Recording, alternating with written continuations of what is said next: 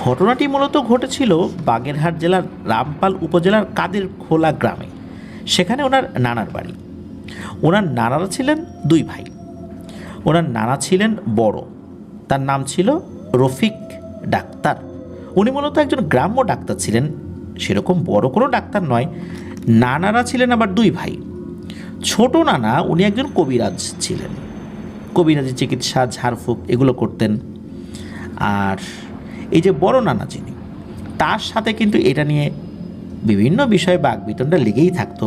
কারণ এই যে রফিক ডাক্তার নানা যিনি, উনি কিন্তু এই সমস্ত কবিরাজি চিকিৎসা, ঝাড়ফুঁক এগুলোতে বিশ্বাস করতেন না। এটা নিয়ে কিন্তু দুই ভাইয়ের মধ্যে সবসময়ই তর্ক বিতর্ক হতোই। ঘটনার শুরুটা কিভাবে হলো চলুন যাই। ওনার নানার বিয়ের দিন, মানে এই শাকিল ভাইয়ের নানার বিয়ের দিন, আসলে ওই দিন থেকেই শুরু। সালটা যে কত আসলে ঠিকভাবে আসলে জানাতে পারেন নাই, কারণ নানিও ঠিকভাবে আসলে বলতেও পারেন নাই যে এক্স্যাক্ট সালটা কত। আসলে গ্রামের ওই সময়ের প্রেক্ষাপটে ওনারা তো আসলে সাল ওইভাবে হিসাব করে রাখতেন না।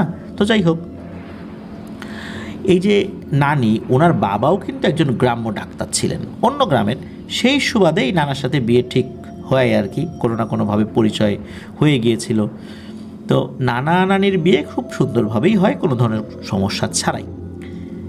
বিয়ের দিন রাতেই, আসলে মধ্যরাত নাকি ভোর রাত এটা নিশ্চিতভাবে আসলে বলা যায় নাই, নানির ওয়াশরুমে যাওয়ার দরকার হয়।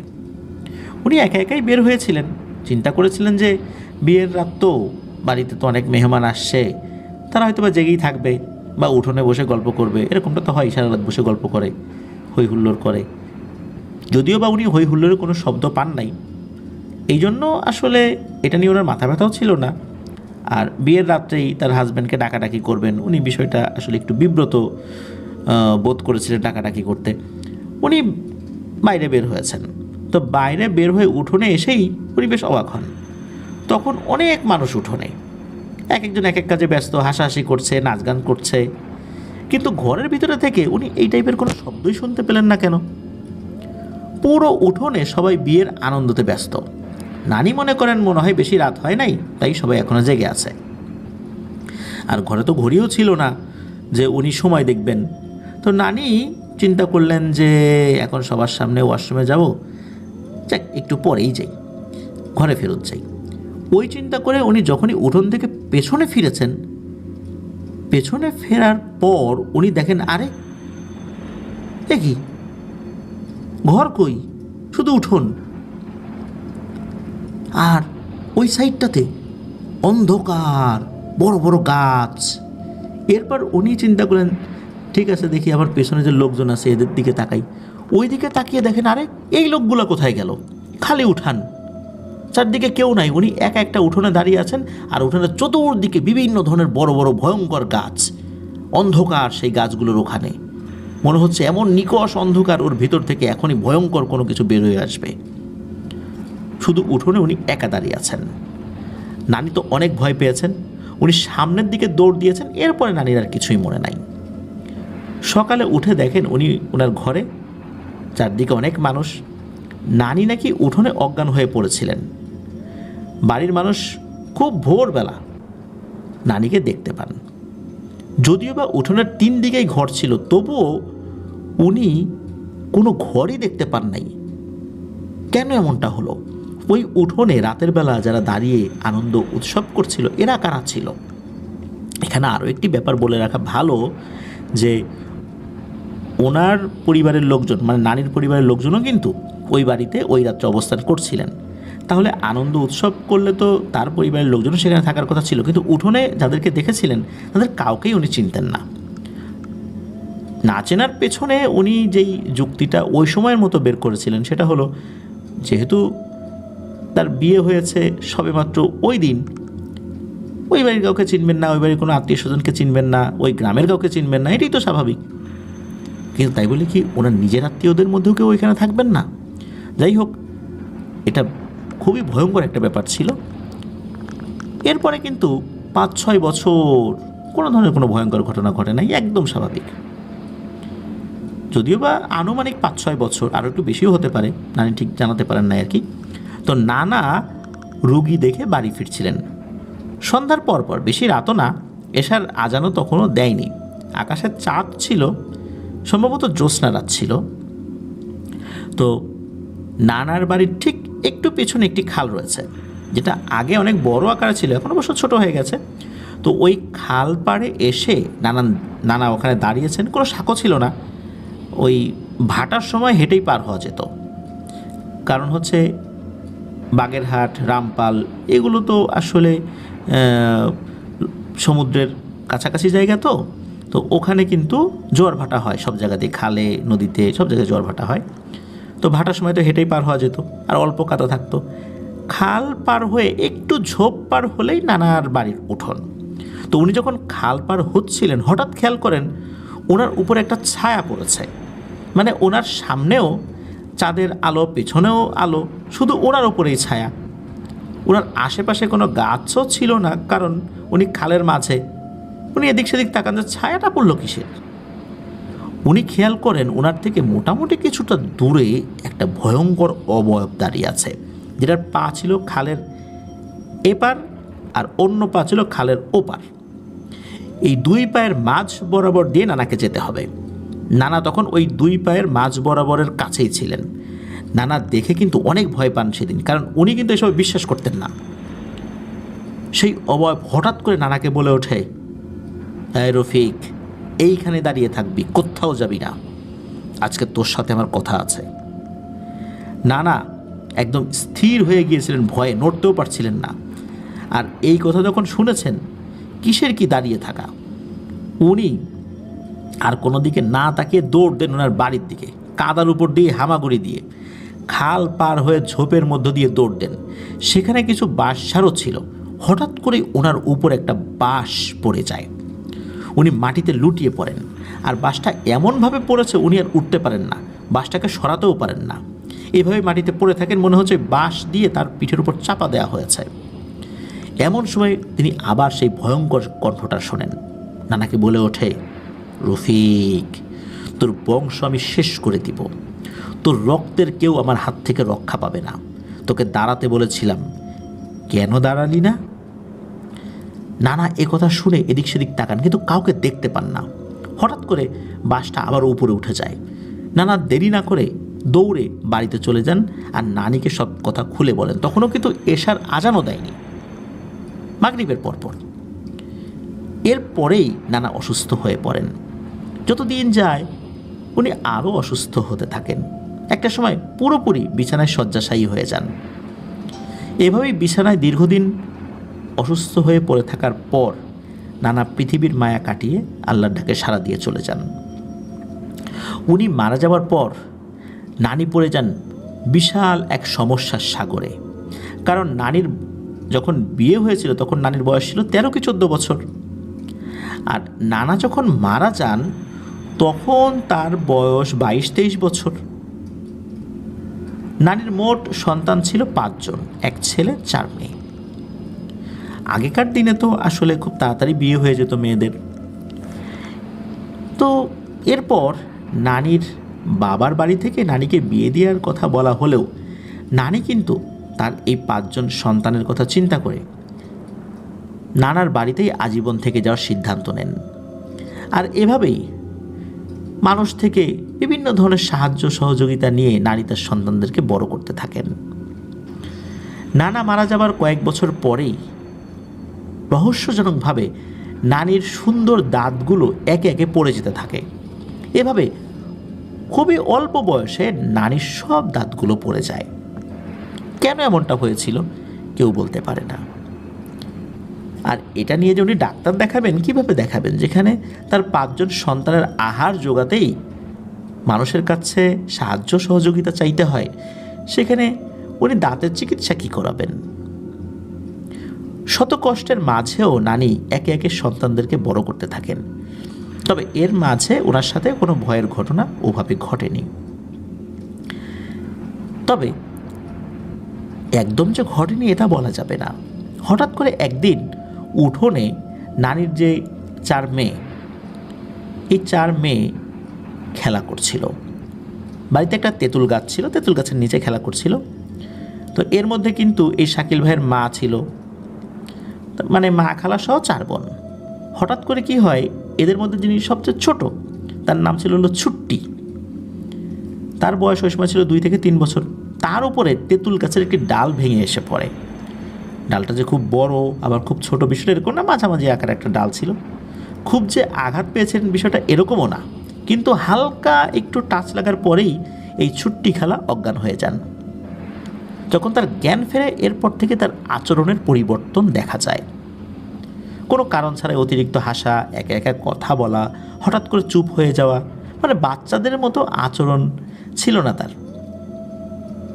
অন্যরকম আচরণ হয়ে যায়।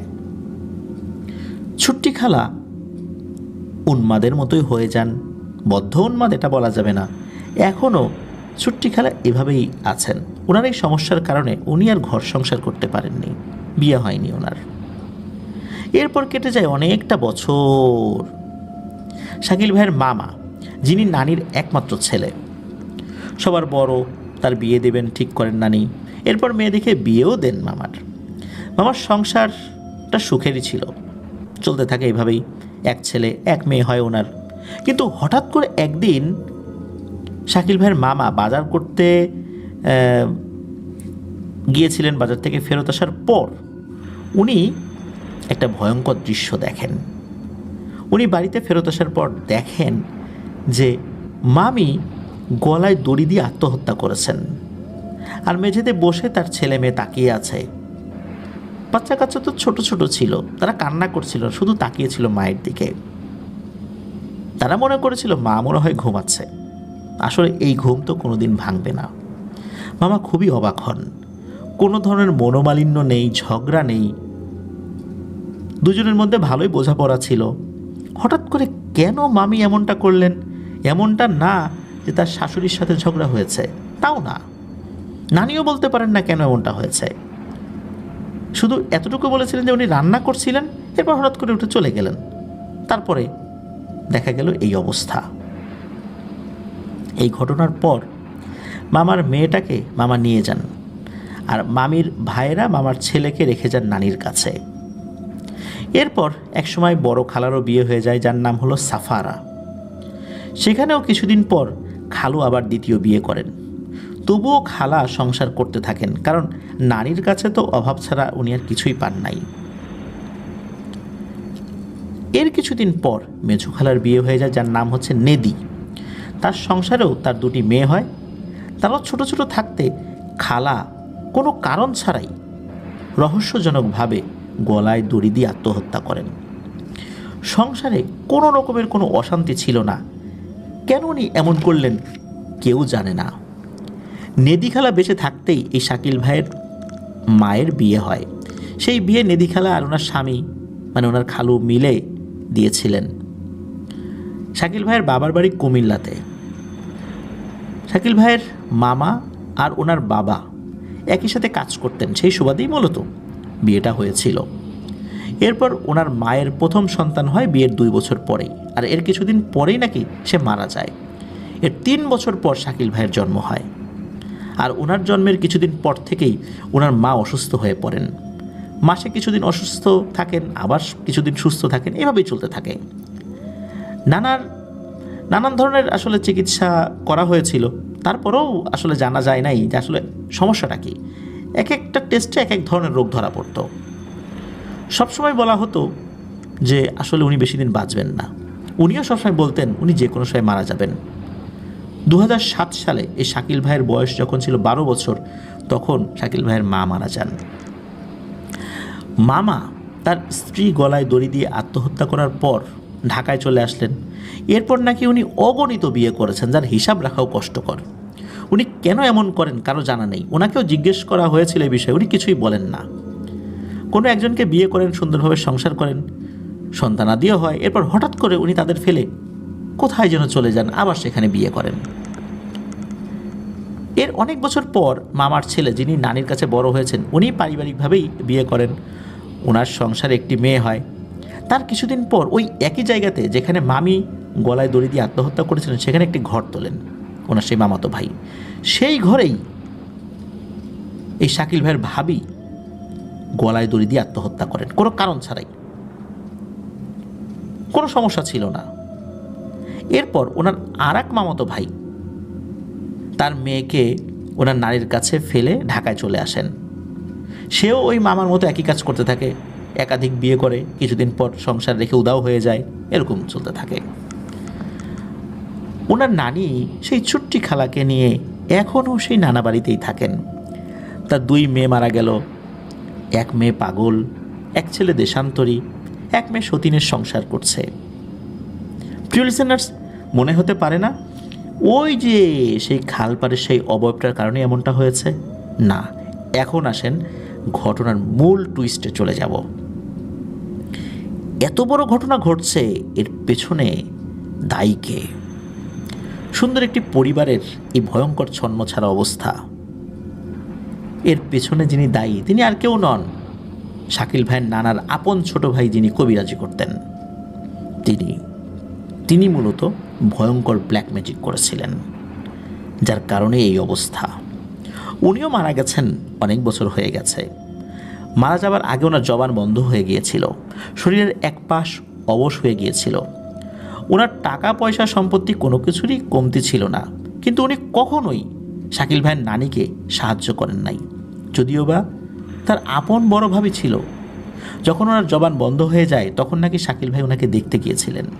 সেখানে কথায় কথায় বলেছিলেন যে আপনার পরিবারটা কত সুন্দর, আর আমার নানার পরিবার দেখেন আচ্ছন্ন ছাড়া। সেই কবিরাজ নানা কথা বলতে পারতেন না। শাকিল ভাই দেখলেন ওই কবিরাজ নানা কান্নাকাটি করছেন। এরপর ডান হাতে লিখে জানালেন, আমার দোষেই এমনটা হয়েছে। শুধু এতটুকুই লিখতে পেরেছিলেন। এই কথার আগামাথা উনি তখন বুঝতে পারেন নাই, তবে উনি মারা যাওয়ার পর বুঝতে পেরেছিলেন। ওনার যে এত টাকা পয়সা, বাড়ি আজ খালি পড়ে আছে, কারণ উনি মারা যাওয়ার কিছুদিন পর ওনার একমাত্র মেয়েকে তার স্বামী তালাক দিয়ে দেন। 15 বছরের সংসার, ছেলে বড় হয়ে গেছে, তবুও কেন তালাক দিলেন কেউ জানে না। তালাক দিয়েই স্বামী উধাও। এক ছেলে বিয়ে করে চিটাগাঙে থাকেন, বাড়িতে আসেন না। আর এক ছেলে এই শাকিল ভাইয়ের মায়ের থেকেও বয়সে বড়, কিন্তু এখনও বিয়ে করেন নাই। উনি নাকি কোনো মহিলাকে সহ্যই করতে পারেন না, উনি একাই একটা বাড়িতে থাকেন। তার বোন, সেই বোনের ছেলে, মা সহ মংলাতে ভাড়া থাকেন। অথচ তাদের বিশাল ভূসম্পত্তি ছিল। ঠিক শাকিল ভাইয়ের নানার পরিবারের মতো তাদের পরিবারও আচ্ছন্ন ছাড়া। আসলে শাকিল ভাই বলতে পারেন না কেন ছোট নানা এই কাজটি করলেন। এই যে কবিরাজি নিয়ে আর ডাক্তারি বিদ্যা নিয়ে যে ঝগড়া হতো, তার কারণেই কি এমনটা করেছিলেন? যদি করেই থাকেন, কাজটা কি ঠিক হয়েছে? নিশ্চয়ই না। আসলে এই ঘটনাটির কয়েকটা অংশ ভয়ঙ্কর হলেও প্রিয় লিসেনার্স, আপনারা একবার ভেবেছেন ব্ল্যাক ম্যাজিক আসলে ভয়ঙ্কর থেকেও ভয়ঙ্করতম।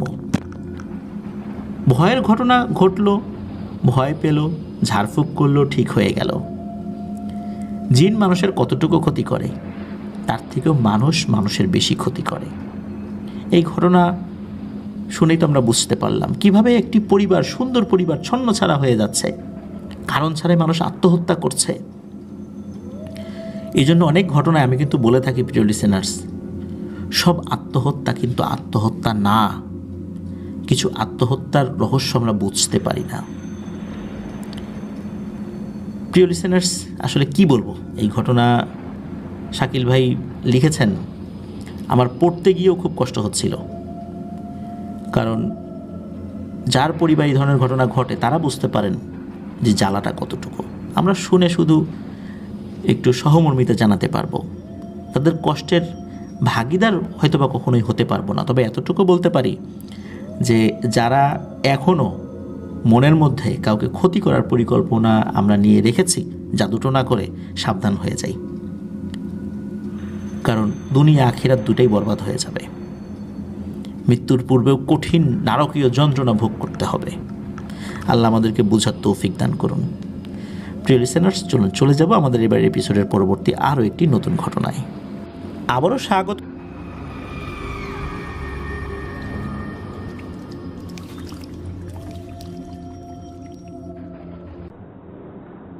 আবারও স্বাগতম জানাচ্ছি প্রিয় লিসেনার্স আমাদের 139তম এপিসোডের নতুন আরও একটি ঘটনায়। এখন যার ঘটনাটি আপনাদের সামনে উপস্থাপন করব, উনি একজন রেমিটেন্স যোদ্ধা ভাই। ওনার নাম মোহাম্মদ শরীফুল ইসলাম। ওনার বাড়ি কুমিল্লা জেলার ব্রাহ্মণপাড়া থানার ছোট ধুসিয়া গ্রামে। উনি বর্তমানে মালয়েশিয়ার সেলাঙ্গরে একটি কোম্পানিতে কর্মরত রয়েছেন। উনি যে ঘটনাটি শেয়ার করেছেন, এই ঘটনাটি ওনার নিজের সাথেই এই অল্প কিছুদিন আগেই ঘটে গেছে।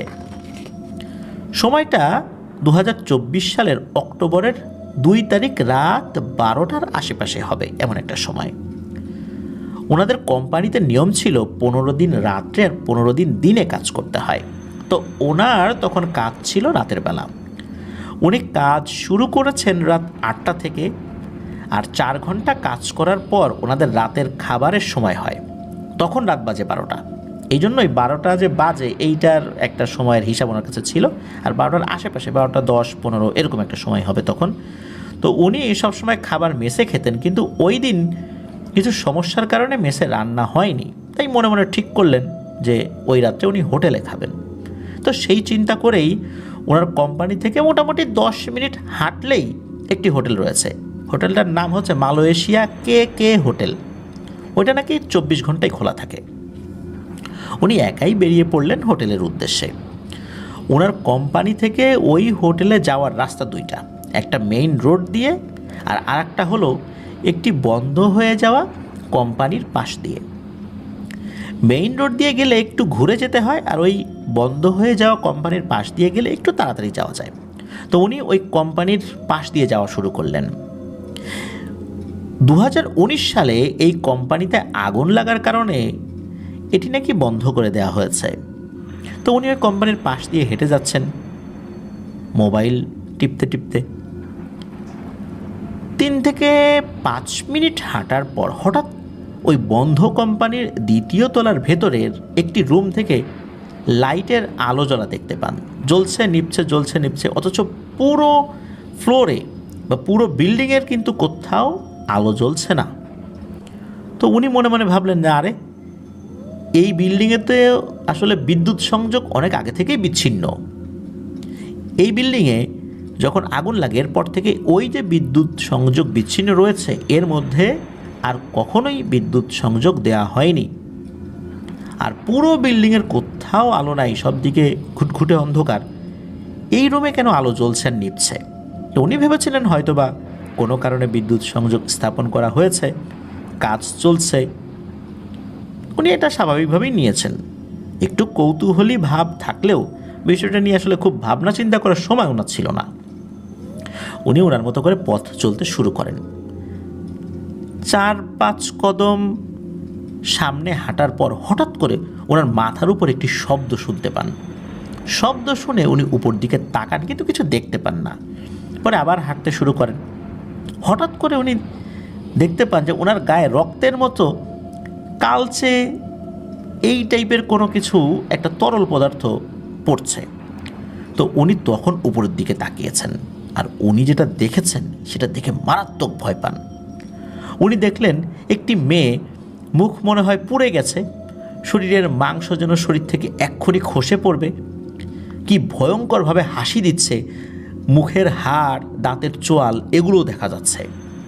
আশেপাশে তো আলো ছিল, ওই বিল্ডিংয়ের ভেতরে আলো না থাকলেও আশেপাশে তো অনেক বড় বড় লাইট টাইট তো থাকেই, বিভিন্ন বিল্ডিংয়ের উপরে ফ্লাড লাইট থাকে, সেগুলোতে কিন্তু স্পষ্টই দেখা যায়। আর উনি স্পষ্টভাবে এটা দেখেছিলেন। এই দৃশ্য দেখে ওনার শরীর তো ভয়ে জমে গেছে। উনি কি চিৎকার দিবেন না কি করবেন ভেবে পাচ্ছিলেন না। হঠাৎ করে কি হলো, ওই মেয়েটা এক লাফ দিয়ে ওই যে কিছুক্ষণ আগে যেই রুমে আলো জ্বলছিল নিভছিল যেটা দেখেছিলেন, ওই রুমটার দিকে চলে গেল। আর যেই না চলে গেল, ওই রুমটা হঠাৎ করে অন্ধকার হয়ে গেল, অথচ কিছুক্ষণ আগেই সেখানে আলো জ্বলছিল নিভছিল। এমনকি ওই মেয়েটা ওই রুমের দিকে দৌড় দেওয়ার আগেও এমনটাই হচ্ছিল। ওনার তো আসলে ভয়ে এমন অবস্থা খারাপ হয়ে গিয়েছিল যে কি দোয়া পড়বেন কোনটা পড়বেন না এটা আসলে মাথায় কাজ করছে না। যেটা মুখে আসে ওটাই পড়ছে। এটা পড়তে পড়তে কিসের কি হোটেলে গিয়ে খাওয়া দাওয়া, দৌড়ে ওনার কোম্পানিতে চলে আসছেন।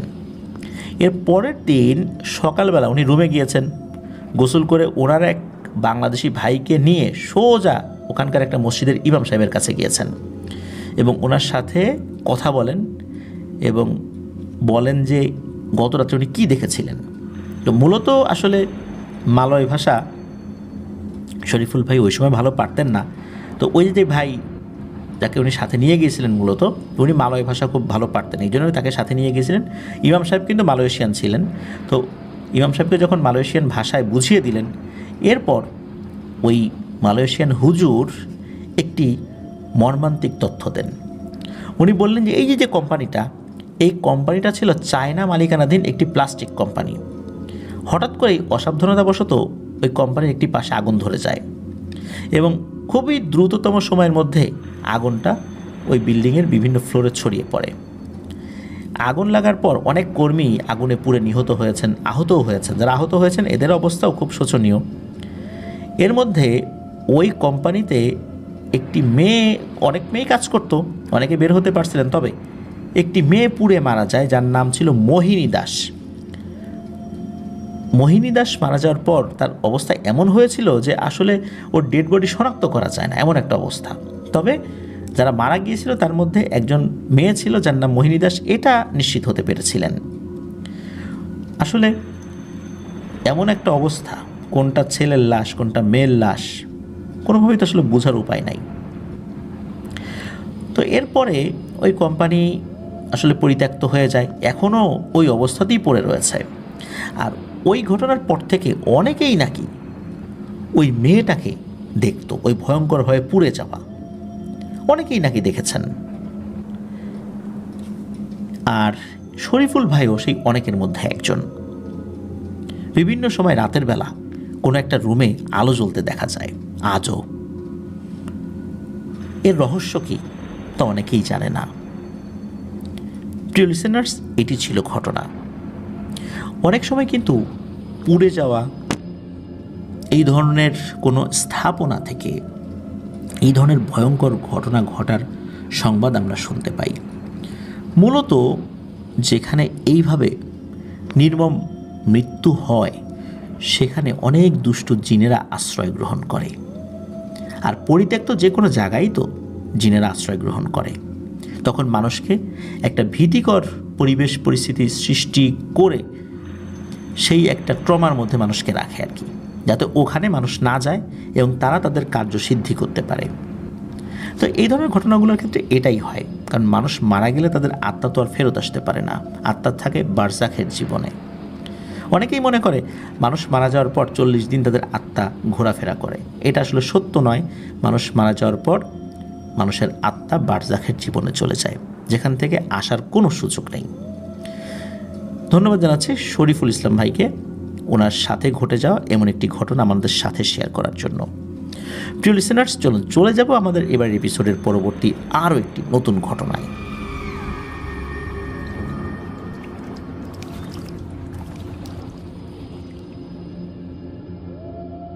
প্রিয় লিসেনার্স, স্বাগতম জানাচ্ছি আমাদের 139তম এপিসোডের নতুন আরও একটি ঘটনায়। এবারের ঘটনাটি কিন্তু আমার নিজের সংগ্রহ করা। আমি কয়েকদিন আগে একজন রিক্সা চালক ভাইকে নিয়ে লাইভ করেছিলাম, আপনারা সেটা দেখেছেন, যার নাম ছিল মোহাম্মদ মিন্টু মিয়া। ওনার বাড়ি সিরাজগঞ্জ জেলার কাজীপুর উপজেলার মেঘা নামক গ্রামে। যদিও বা ওনার আসল বাড়ি নদী ভাঙনে চলে গেছে, উনি বর্তমানে গাজীপুর জেলার মাওনা মাস্টার বাড়ি এলাকাতে থাকেন, বিডি ফুড যেই ফ্যাক্টরিটা রয়েছে এর পেছনে। আমি যখন ভাড়া দিতে যাই তখন হঠাৎ করে আমি দেখলাম যে উনি আমাকে বললেন যে স্যার, আমার ডান হাত কাজ করে না, বাম হাত দিয়ে নিচ্ছে, কিছু মনে করেন না, ডান হাতে শক্তি পাই না, গাছ কাটতাম তো মাথার উপর গাছ পড়ে আমার এই অবস্থা হয়েছে, এখন রিক্সা চালাই। তখন আমার একটু আগ্রহ জন্মালো, তখন তার সাথে আমি কথা বললাম।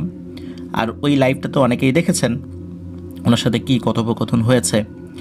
তো ওনার কাছ থেকেই মূলত একটি ঘটনা সংগ্রহ করলাম, যেই ঘটনার প্রেক্ষাপটে ওনার ওই অবস্থাটা হয়েছিল। এটা মোটামুটি এখন থেকে যে খুব বেশি দিন আগের তা না, উনি ছোটোবেলা থেকেই, ছোটোবেলা বলতে যখন কিশোর বয়স তখন থেকে গাছ কাটতেন। গাছ কাটা ওনার খুব পারদর্শিতা ছিল। উনি ওরকম স্বাস্থ্যবান লোক না হলেও খুব অ্যাক্টিভ, আর চিকন লোক তো একদম গাছের মাথায় উঠে যেতে পারতেন, কোনো সমস্যা হতো না। এইভাবে গাছ উনি কাটতেন। তো একবার কি হয়, ওনাদের এলাকারই একটি গাছ কাটার কন্ট্রাক্ট উনি পান। উনি গাছ কাটতে যাবেন তার আগে কিন্তু রাতের বেলা ওনাকে স্বপ্ন দেখানো হয়, যেটা অন্যান্য ক্ষেত্রেও হয় আর কি। স্বপ্নে দেখানো হয় যে তুই কিন্তু গাছ কাটবি না, তাহলে কিন্তু তোর ক্ষতি হয়ে যাবে, এমন ক্ষতি হবে সারা জীবন তোকে বহন করতে হবে এই ক্ষতি। এখন ওনার দুটো বাচ্চা লেখাপড়া করে, এক বাচ্চা তখন ক্লাস 9-এ পড়ে। এসব স্বপ্নের কথা চিন্তা করলে তো ওনার সংসার চলবে না। আর গাছটা যে খুব বড় ছিল বিষয়টা এরকমও না।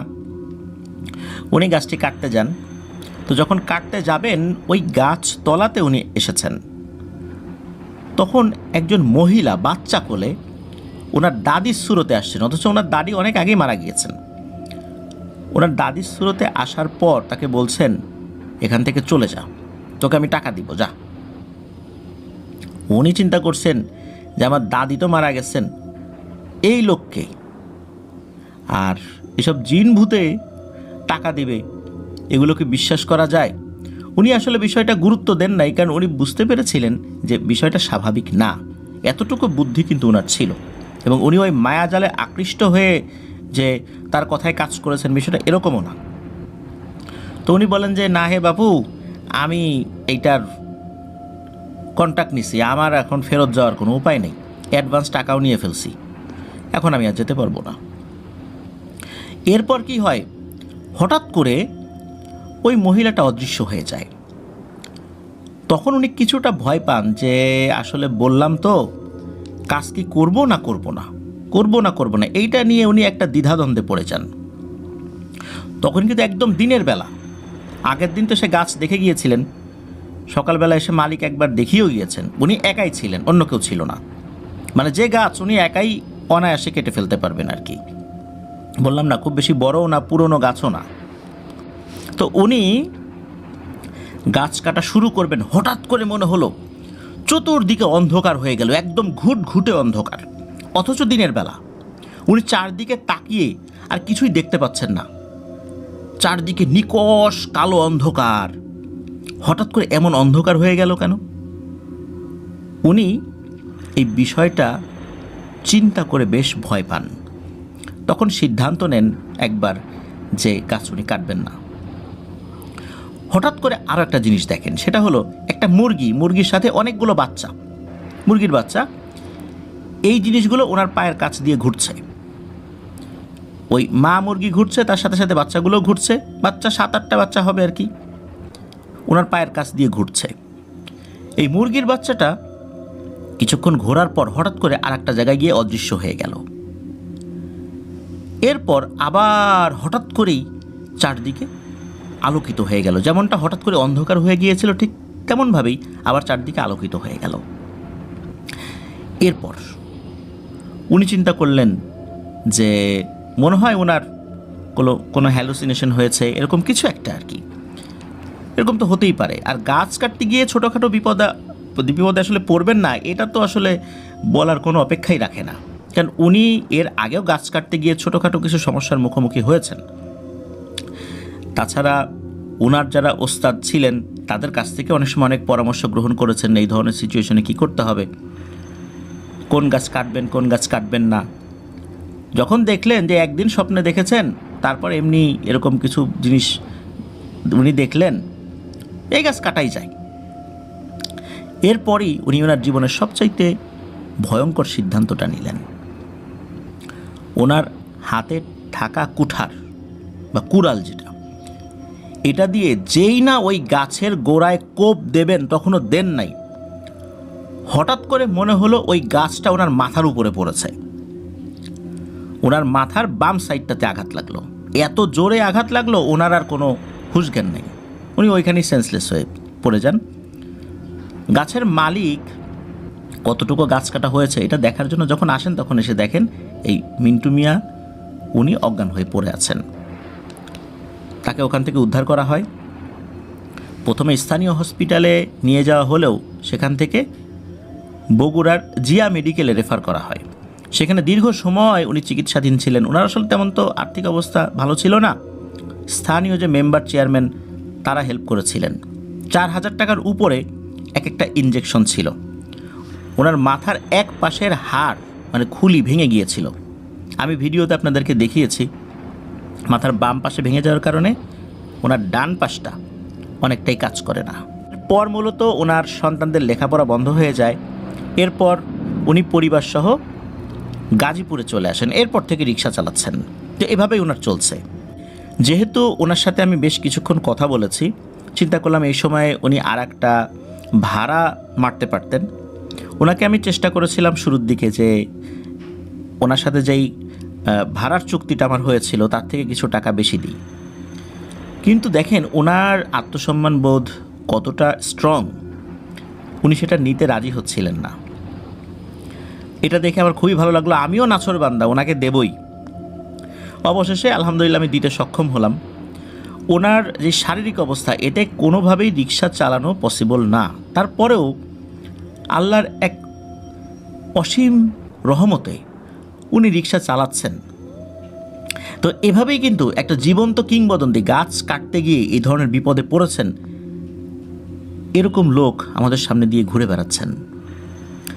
আপনারা সেই ভিডিওটা দেখেছেন, নতুন করে আসলে বলার কিছু নাই। ঘটনাটা খুব বেশি বড়ও না। যদি ভিডিওটা দেখে না থাকেন, আমাদের চ্যানেলের যেই ফেসবুক পেজ রয়েছে, গ্রুপ রয়েছে, সেখানে ভিডিওটা আছে যেখানে আমি লাইভ করেছিলাম। সেখানে গিয়ে আপনারা ভিডিওটি দেখে আসতে পারেন। তো মিন্টু মিয়া ভাই এখনও এই অবস্থাতেই আছেন আর কি, ঢাকাতেই রিক্সা চালান। ওনার জন্য আমাদের তরফ থেকে শুভকামনা রইল। আসলে এই ধরনের যেই কাজগুলো, এগুলো ক্ষেত্র বিশেষে অনেক ঝুঁকিপূর্ণ হয়। আমরা তো বিভিন্ন গল্প শুনতাম, এরকম একটা লোক যে আমি এইভাবে পেয়ে যাব চিন্তাই করি নাই। এইটি ছিল ঘটনা। প্রিয় লিসেনার্স, আশা করছি এই ঘটনায় যতটুকু ভয়ের উপাদান ছিল আমি বলার চেষ্টা করেছি। তার থেকে আর একটা বিষয় আমি আপনাদেরকে বলি, সেটা হলো ওনার আত্মসম্মান বোধ। যেটা অতিরিক্ত টাকা উনি নিতে রাজি হচ্ছিলেন না, এটা আমার কাছে খুবই ভালো লেগেছে। ওনাকে অনেক বুঝিয়ে আমি দিতে পেরেছিলাম আলহামদুলিল্লাহ।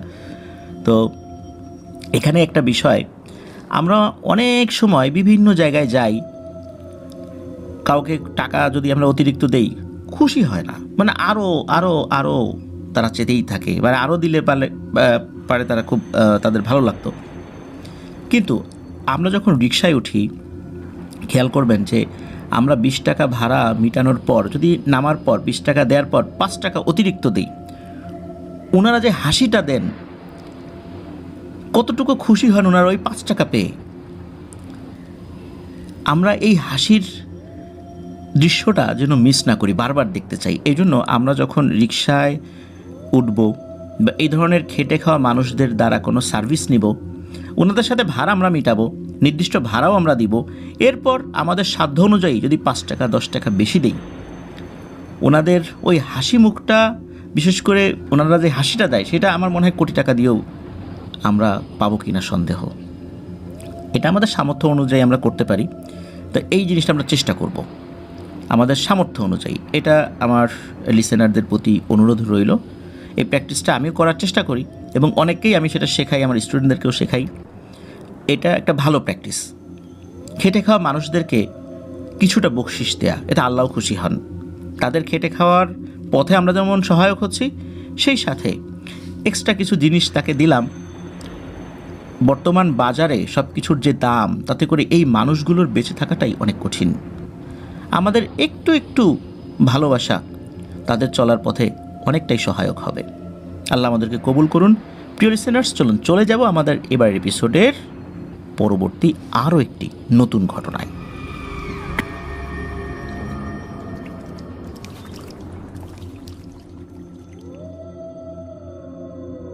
প্রিয় লিসেনার্স, ফিরে এলাম আমাদের এবারের 139তম এপিসোডের ষষ্ঠ এবং শেষ ঘটনায়। এখন যার ঘটনাটি আপনাদের সাথে শেয়ার করব, তার নাম নাহিমুল ইসলাম। ওনার দেশের বাড়ি রাজশাহীতে, তবে কর্মসূত্রে উনি জয়পুরহাটে থাকেন। সেখানকার একটি প্রাইভেট কোম্পানিতে উনি চাকরি করছেন। উনি অনেক আগে থেকে আফনান দ্য ওয়ার্ল্ডের ঘটনাগুলো শুনছিলেন, তবে আসলে ঘটনা খুব একটা উনি পাঠান নাই। এই পাঠাবো সেই পাঠাবো এরকম করতে করতে আসলে শেষ পর্যন্ত একটি ঘটনা উনি পাঠিয়েই ফেললেন। আর এমন একটি ঘটনা পাঠালেন যেই ঘটনাটি আসলে আমাদের হৃদয়কে ছুঁয়ে যায়। চলুন ঘটনাটি শুনে আসি। ঘটনাটি ওনার এক দুঃসম্পর্কের চাচার সাথে ঘটে যাওয়া। আর ঘটনাটির সময়কাল 1980 থেকে 83 সালের দিকে। ওনার বাবার এক দুঃসম্পর্কের চাচাতো ভাই ছিলেন, যার নাম ছিল মহসিন মিয়া। ছোট থেকেই এই মহসিন চাচা অনেক মেধাবী ছাত্র ছিলেন।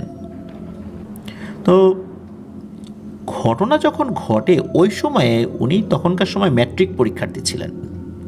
বুঝতেই পারছেন, ওই সময় এই ম্যাট্রিক পরীক্ষার্থীদেরকে কিন্তু যথেষ্ট সম্মান করা হতো।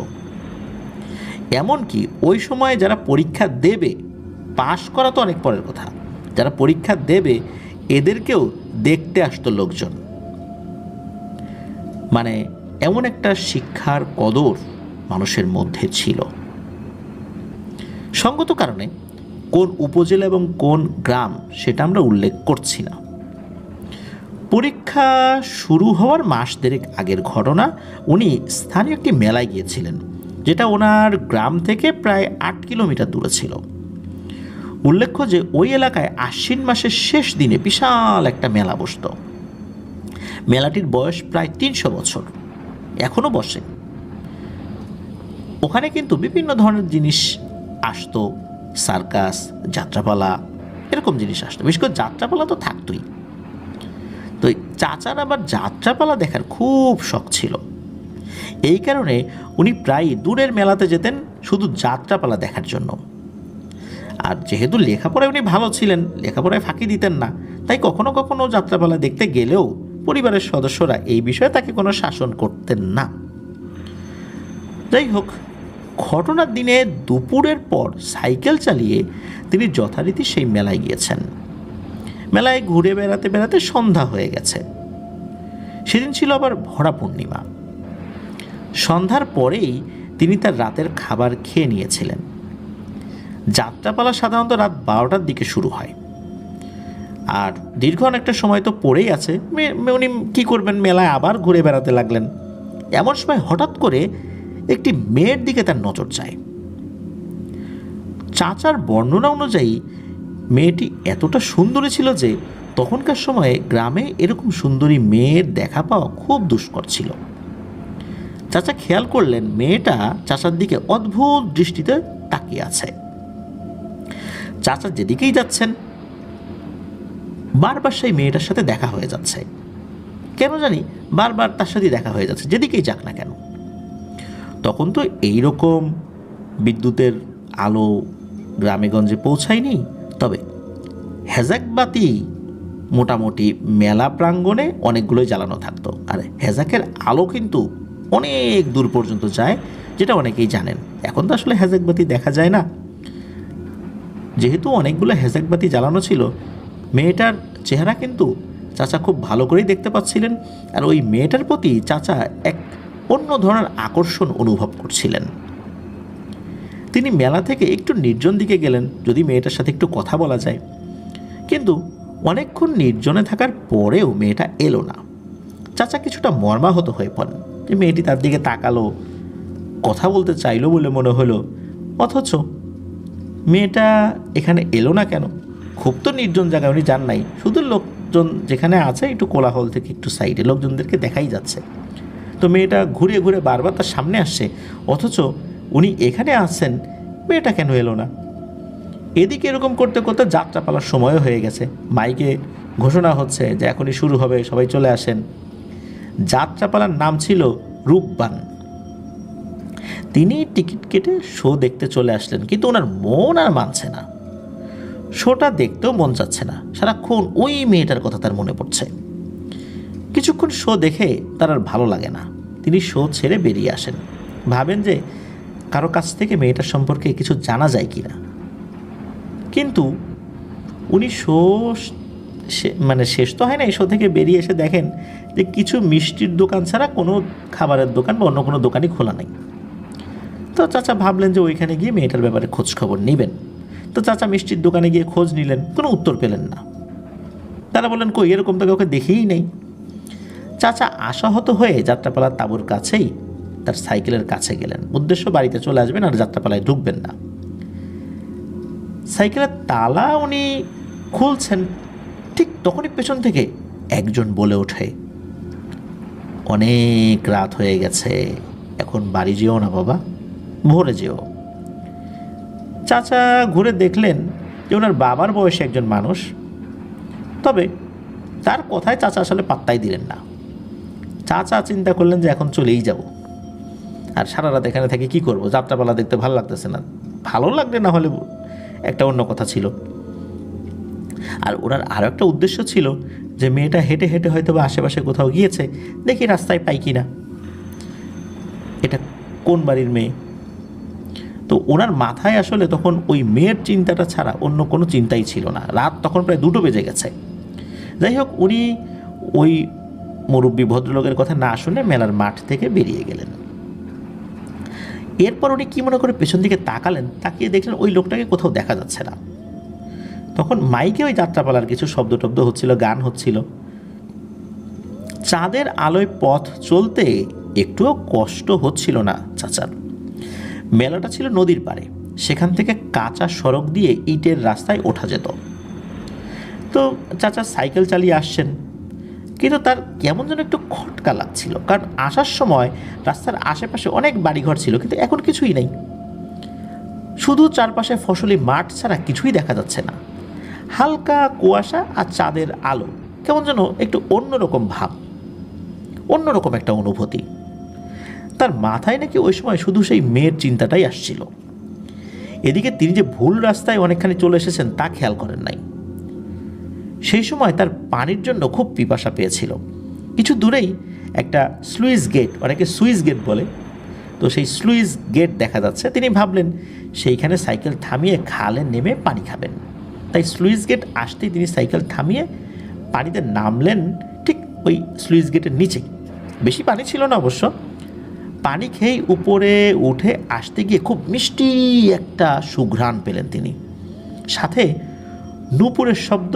কে যেন মিষ্টি করে গুনগুন করে গান গাইছে। গানের কথাগুলো বোঝা যাচ্ছে না, তবে সুরটা অনেক মিষ্টি।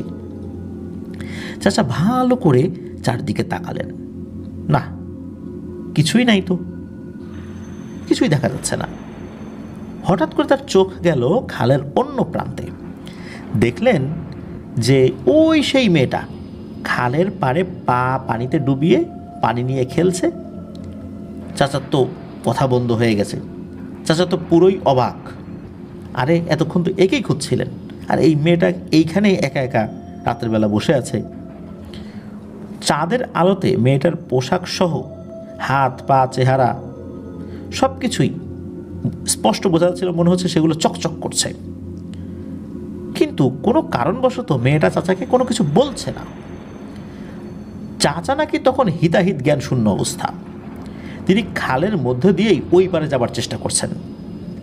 এইবার মেয়েটা ওনার দিকে তাকায় এবং অদ্ভুতভাবে খিলখিল করে হেসে ওঠে, আর হাতের ইশারা করে আস্তে আস্তে কাছে আসার ইশারা করে। চাচা বলে ওঠেন, এই মেয়ে তুমি কে? তুমি এখানে কি করো? মেয়েটা তখন বলে ওঠে, এই পারে এসো, তোমার জন্যই তো এখানে অপেক্ষা করছি। চাচা ওই অবস্থাতেই ওই মেয়েটার দিকে আগাতে থাকেন। তার আসলে তখন সেন্স কাজ করছে না যে সে কোথায় যাচ্ছে, রাতের বেলা এই মেয়েটা এখানে কি করে, তার গার্ডিয়ান কোথায়।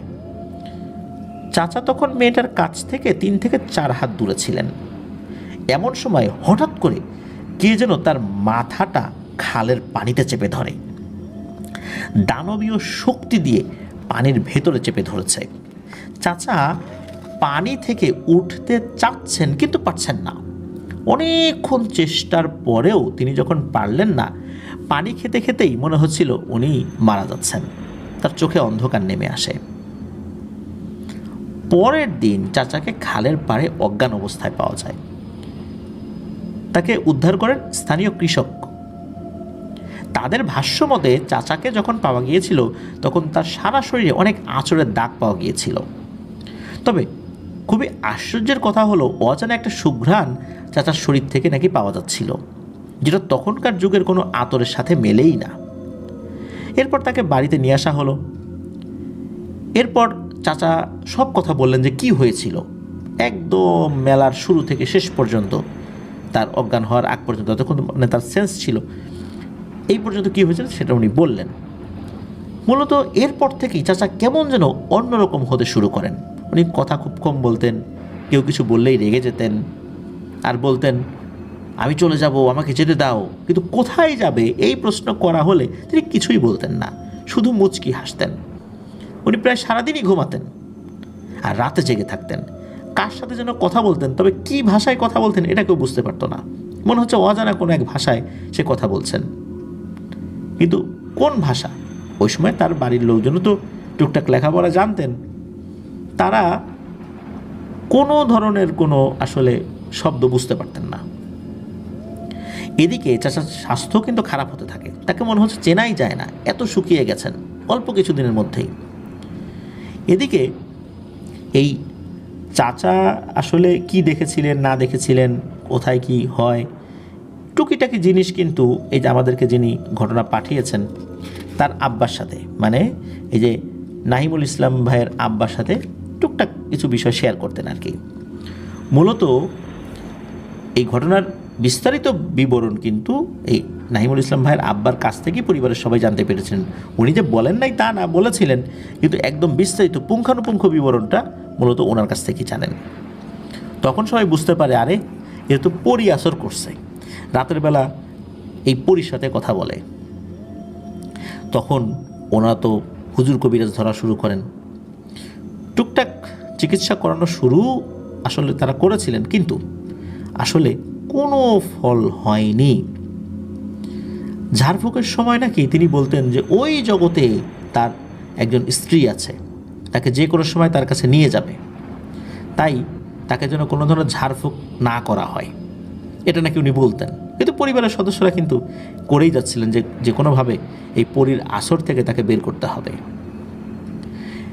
ওনার এই ঘটনাটা টোটাল 40 দিন স্থায়ী ছিল। এক রাত্রে হঠাৎ করে মুখ ভর্তি রক্ত বমি করতে করতে তিনি মারা যান। পরের দিন তার ম্যাট্রিক পরীক্ষার প্রথম দিন ছিল, আর এত কষ্ট পেয়ে উনি মারা গিয়েছিলেন। ওই সময় এই নাহিমুল ভাইয়ের আব্বাও সেখানে উপস্থিত ছিলেন। এক অদ্ভুত ব্যাপার হলো, ওনার মৃত্যুর সময় সেই অদ্ভুত সুগন্ধিটা এতটাই তীব্র হয়েছিল যে কেউ ঠিকমতো নাকি এই সুগন্ধির কারণে নিঃশ্বাসও নিতে পারছিল না, মানে এত তীব্র ছিল। অনেক সময় খুব কড়া গন্ধ আমাদের নাকের কাছে আসলে আমাদের শ্বাস নিতে যেরকম কষ্ট হয় ওরকম হচ্ছিল। আরও একটা অদ্ভুত ব্যাপার হলো, চাচা মারা যাওয়ার প্রায় 3 মাসের মতো সেই গন্ধটা ওই বাড়িতে ছিল, কিছুতেই সেটা দূর করা যাচ্ছিল না। সেটার উৎস কি এটাও কেউ জানতো না, আর কেউ কখনো জানতেও পারে নাই। অদ্ভুত ব্যাপার হলো, চাচা কেন মারা গেলেন, কে তাকে হত্যা করলো? সেই পরীটা কি হত্যা করেছে, নাকি ওই পরীটার কোনো আত্মীয় স্বজন ক্ষিপ্ত হয়ে চাচাকে হত্যা করেছে? পানির মধ্যে চাচাকে কে মাথা চুবিয়ে রেখেছিল? কেনই বা চাচার সাথে এরকম করুণ পরিণতি হলো? পরী যদি সত্যি তাকে ভালোবাসতো তাহলে কি এরকম পরিণতি করা সম্ভব? এর ভিতরে কি রহস্য রয়েছে যা আজ পর্যন্ত জানা যায়নি, কোনোভাবেই জানা যায়নি? কেনই বা চাচার মৃত্যুর পরও 3 মাস সেই সুগন্ধ সেই বাড়িতে ছিল? সব কিছুই এক রহস্য। আর এই রহস্যের দোলাচলে ঝরে গেছে তাজা একটি প্রাণ, একটি সম্ভাবনাময় প্রাণ, যার পূরণ কখনোই হবে না। এভাবেই উনি হারিয়ে গিয়েছেন চিরতরে।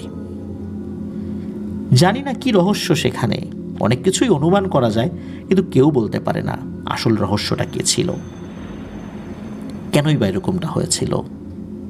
প্রিয় লিসেনার্স, বলেছিলাম যে শেষ দিকে এসে একটি হৃদয় বিদারক ঘটনা রয়েছে। আপনাদের কাছে কি মনে হয় কি হতে পারে?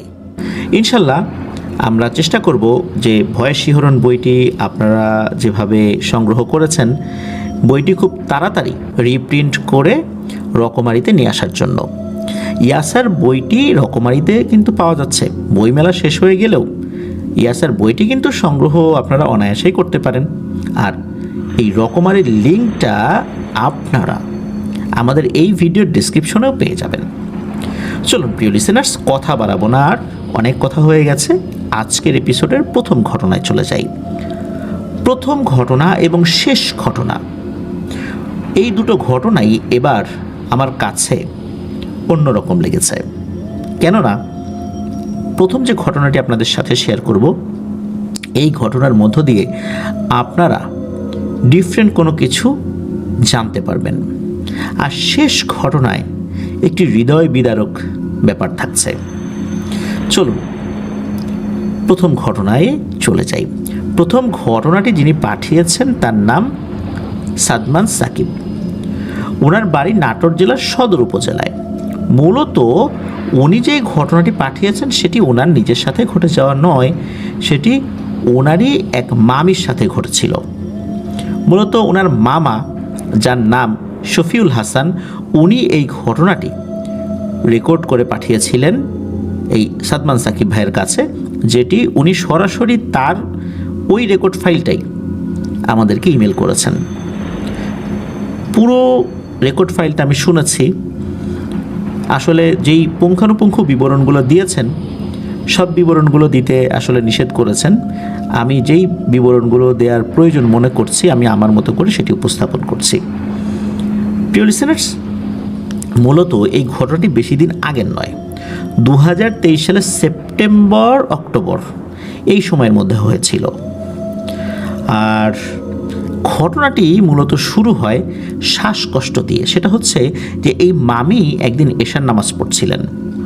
তো এশার নামাজ পড়তে পড়তে সেজদায় গিয়ে উনি আর উঠছিলেন না। এটা দেখে মামার কিন্তু একটু সন্দেহ লাগে।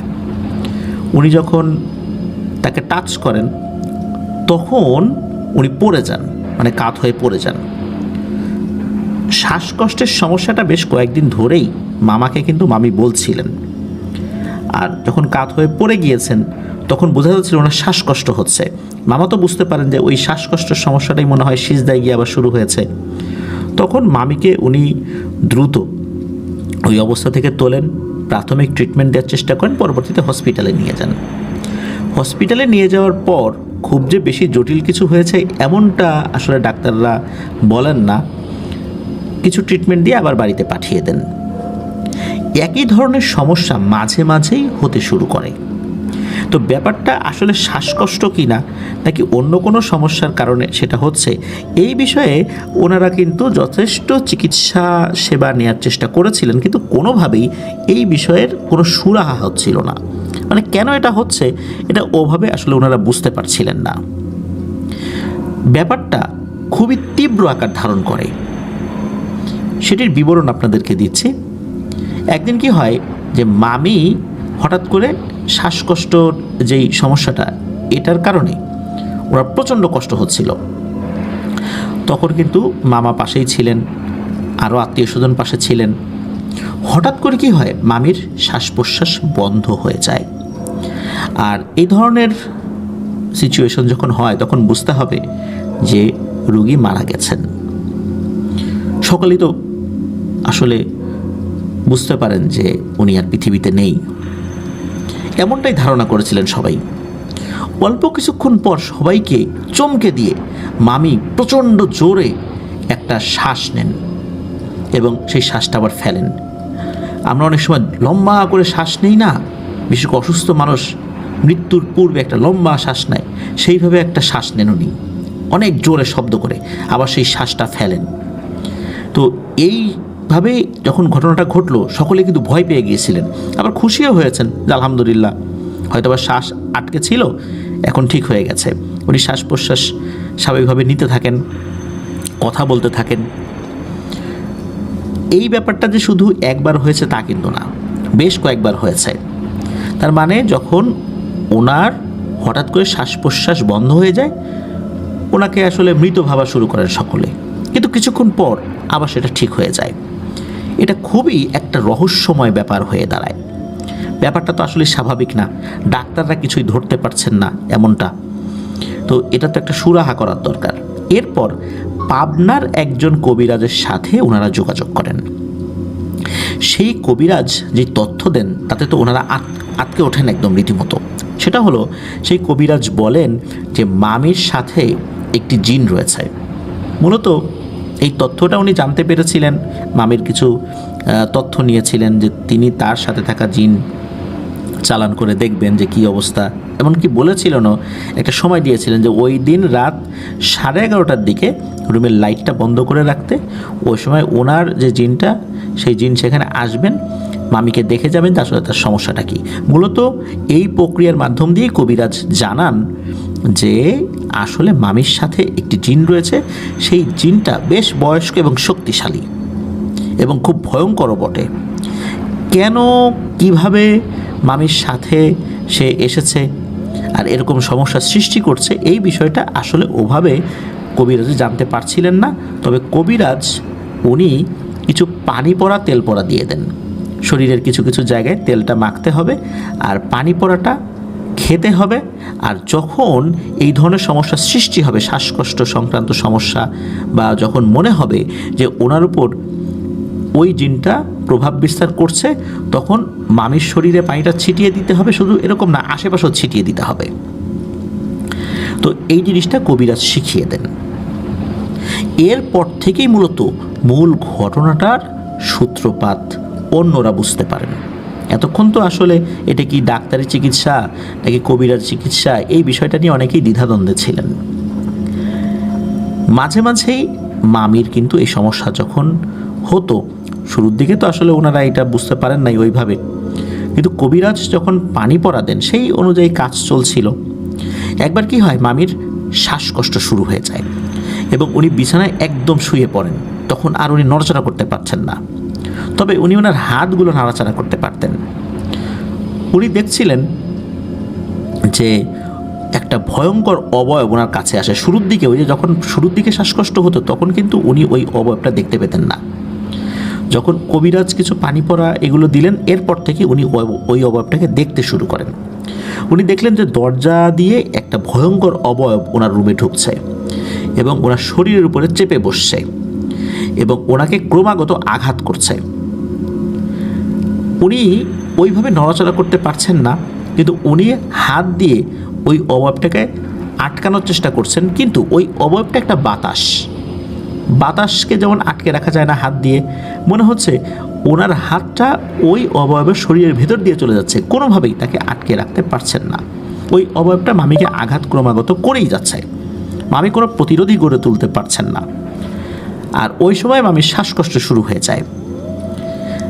যখন এরকমটা হলো, তখন ওই যে কবিরাজ বলে দিয়েছিল তখন পানি ছিটাতে হবে, তখন কি হয়, এই যে মামি তো ওই অবস্থাতে ছিলেন, উনি তো আর কিছু করতে পারছিলেন না। তবে মামা উনি তো বুঝতে পারছিলেন এবং পাশে থাকা আরও যে কয়েকজন ছিলেন ওনারা বুঝতে পারছিলেন যে ওই সমস্যাটা আবার ফেরত এসেছে। তখন কবিরাজের পরামর্শ অনুযায়ী ওনারা ওই যে ওই পানিটা মামির শরীরেও ছেটাতে থাকেন এবং আশেপাশেও ছেটাতে থাকেন। ভয়ঙ্কর একটা দৃশ্যের অবতারণা হয় সেখানে। মামা সহ অনেকেই দেখতে পান যে মামির পাশে ফাঁকা জায়গায় মনে হচ্ছে সেখান থেকে ধোঁয়া উঠছে, মনে হচ্ছে কোনো একটা জায়গায় ফোসকা পড়ে গেছে, সেখান থেকে ধোঁয়া উঠছে, এরকমটা। এমনকি মামির শরীরেও কিন্তু এরকমটা হচ্ছিল। এই দৃশ্য দেখার পর সকলে বুঝতে পারেন এখানে কোনো একটা অদৃশ্য সত্তা আসলেই রয়েছে, যার শরীরে পানি পড়ার পর সেখানে এরকম ফোসকা পড়েছে বা কোনো একটা মারাত্মক প্রভাব তো হয়েছে বা সেখানে পুড়ে যাচ্ছে। তা নাহলে এরকম ধোঁয়া উঠবে কেন? এবং ধোঁয়াটা উঠছে কিন্তু শূন্য থেকে, মনে হচ্ছে কোনো একটা জায়গা পুড়ে গেছে, সেখান থেকে ধোঁয়া উঠছে, এরকম একটা ভাব আর কি। একদম যে বিছানার উপর থেকে উঠছে বিষয়টা এরকমও না। তো এরপরই মামি আবার স্বাভাবিক হয়ে যান। উনি এরপর কথা বলতে থাকেন। এরপর উনি বলতে থাকেন যে আমি এরকম একটা অবয়ব দেখেছি, ওই অবয়বটা আমার শরীরে এরকম হলো, মানে উপরে আসলো, আমি আটকানোর চেষ্টা করলাম, বাতাসের মতো হয়ে গেল, এরকম আর কি উনি বললেন আর কি। এবং উনি এটাও বললেন যে এই জিনিসটাকে আমি আটকাতে পারছিলাম না, কিন্তু তোমরা যে পানি ছিটিয়েছো ওর শরীরে ফোসকা পড়ে গেছে, জায়গায় জায়গায় পুড়ে গেছে, দুর্বল হয়ে গেছে, এরপরও চলে গেছে। এরপর থেকে ওই অবয়বটা কিন্তু প্রায়শই আসতো। আর এরপর থেকেই মূলত মামি একটা অদ্ভুত শক্তি আল্লাহ তাআলার ইচ্ছায় ফেরত পান। সেটা হলো ওই অবয়বটা যখন আসতো মামি ওইটার হাত ধরতে পারতেন, এবং যখন দ্বিতীয় দিন এসেছে তখন দেখা গেল ওই অবয়বটা শরীরের বিভিন্ন জায়গায় পুড়ে গেছে, লাল দগদগে ঘা হয়ে আছে, এরকম একটা অবস্থা। আগের দিন কিন্তু এরকমটা ছিল না, তার মানে হচ্ছে ওইখানে যে পানি পড়েছে এর কারণে এরকমটা হয়েছে। এরপর মামি ওটার হাত ধরতে পারতেন। উপস্থিত সকলে বুঝতে পারতেন যে মামি শুয়ে শুয়ে নিজের হাতটাই নিজের গলার দিকে চেপে ধরছেন, কিন্তু আসলে তা না, ওই অদৃশ্য অবয়বটা মামির হাত চেপে ধরে মামির গলার দিকেই নিয়ে যাচ্ছে। আর তখনই কিন্তু ওই পানি যখন ছিটা দিত আর ওই অবয়বটা চলে যেত চিৎকার করতে করতে, কিন্তু সেই চিৎকার কেউ শুনতো না। তবে ওই অবয়বটার গায়ে পানি পড়লে সেখান থেকে যে পানির ধোঁয়া উঠত, পানির ধোঁয়া বলতে শরীর পুড়ে গিয়ে যে ধোঁয়া উঠতো, এটা অনেকেই বুঝতে পারতেন। এরপর থেকেই মূলত আর একটা ঘটনা ঘটে। সেটা হলো এরপরে যখন ওই অবয়বটা আসতো, মামি কি করেছেন, ওইটার হাত খপ করে ধরে ওই হাতে থাকা লম্বা লম্বা ধারালো নখ, সেটা ওই হাত ঘুরিয়ে ওই অবয়বটা শরীরেই আঘাত করা শুরু করেছেন। এবং একটা পর্যায়ে কি হলো, ওই অবয়বটার আঙ্গুলে থাকা লম্বা ধারালো নখ ওই অবয়বটার গলার মধ্যেই ঢুকিয়ে দিয়েছেন। ওই অবয়বটা চিৎকার করতে করতে নাকি ওই দিন চলে যায়। এই যে ব্যাপারটা হলো, এই ব্যাপারটার পর মামি বললেন যে এই অবয়বটা আস্তে আস্তে দুর্বল হয়ে পড়ছে, ও আসছে আমার কাছে কিন্তু ও আমার উপর তেমন কোনো প্রভাব বিস্তার করতে পারছে না, আমার উপর সে প্রচণ্ড ক্ষিপ্ত, সে আমাকে হত্যা করার জন্য আসে কিন্তু এখন আর পারে না। কিন্তু আগে অনেকবার সে সফল হয়েছে যখন আমি তাকে দেখি নাই। পরিবারের সদস্যরা আবার ওই কবিরাজের সাথে যোগাযোগ করেন, কবিরাজকে বলেন যে আপনার পানি পড়াতে তো মোটামুটি কিছু কাজ হচ্ছে, কিন্তু ওই জিনিসটা বারবার ফেরত আসছে কেন? তখন ওই কবিরাজ বলেন যে না, ও আসলে ফেরত আসছে না, দূর থেকে প্রভাব বিস্তার করছে। তখন মামা সহ পরিবারের অন্য সদস্যরা বুঝতে পারেন যে এই কবিরাজের পানি পড়ায় কিছুটা কাজ হলেও আসলে কবিরাজ মূলত সমস্যাটা ধরতে পারছেন না। তা না হলে উনি কেন বলছেন যে ওটা দূর থেকে কাজ করছে, যেখানে ওই অবয়বটা সশরীরে আসছে এবং তার শরীরের উপরে পানি ছিটালে সে চলে যাচ্ছে, এটা পরিবারের অন্য সদস্যরা বুঝতে পারছে, তাহলে দূর থেকে কিভাবে এটা কাজ হয়? তার মানে এই কবিরাজ দিয়েও ফাইনালি কোনো কাজ হবে না।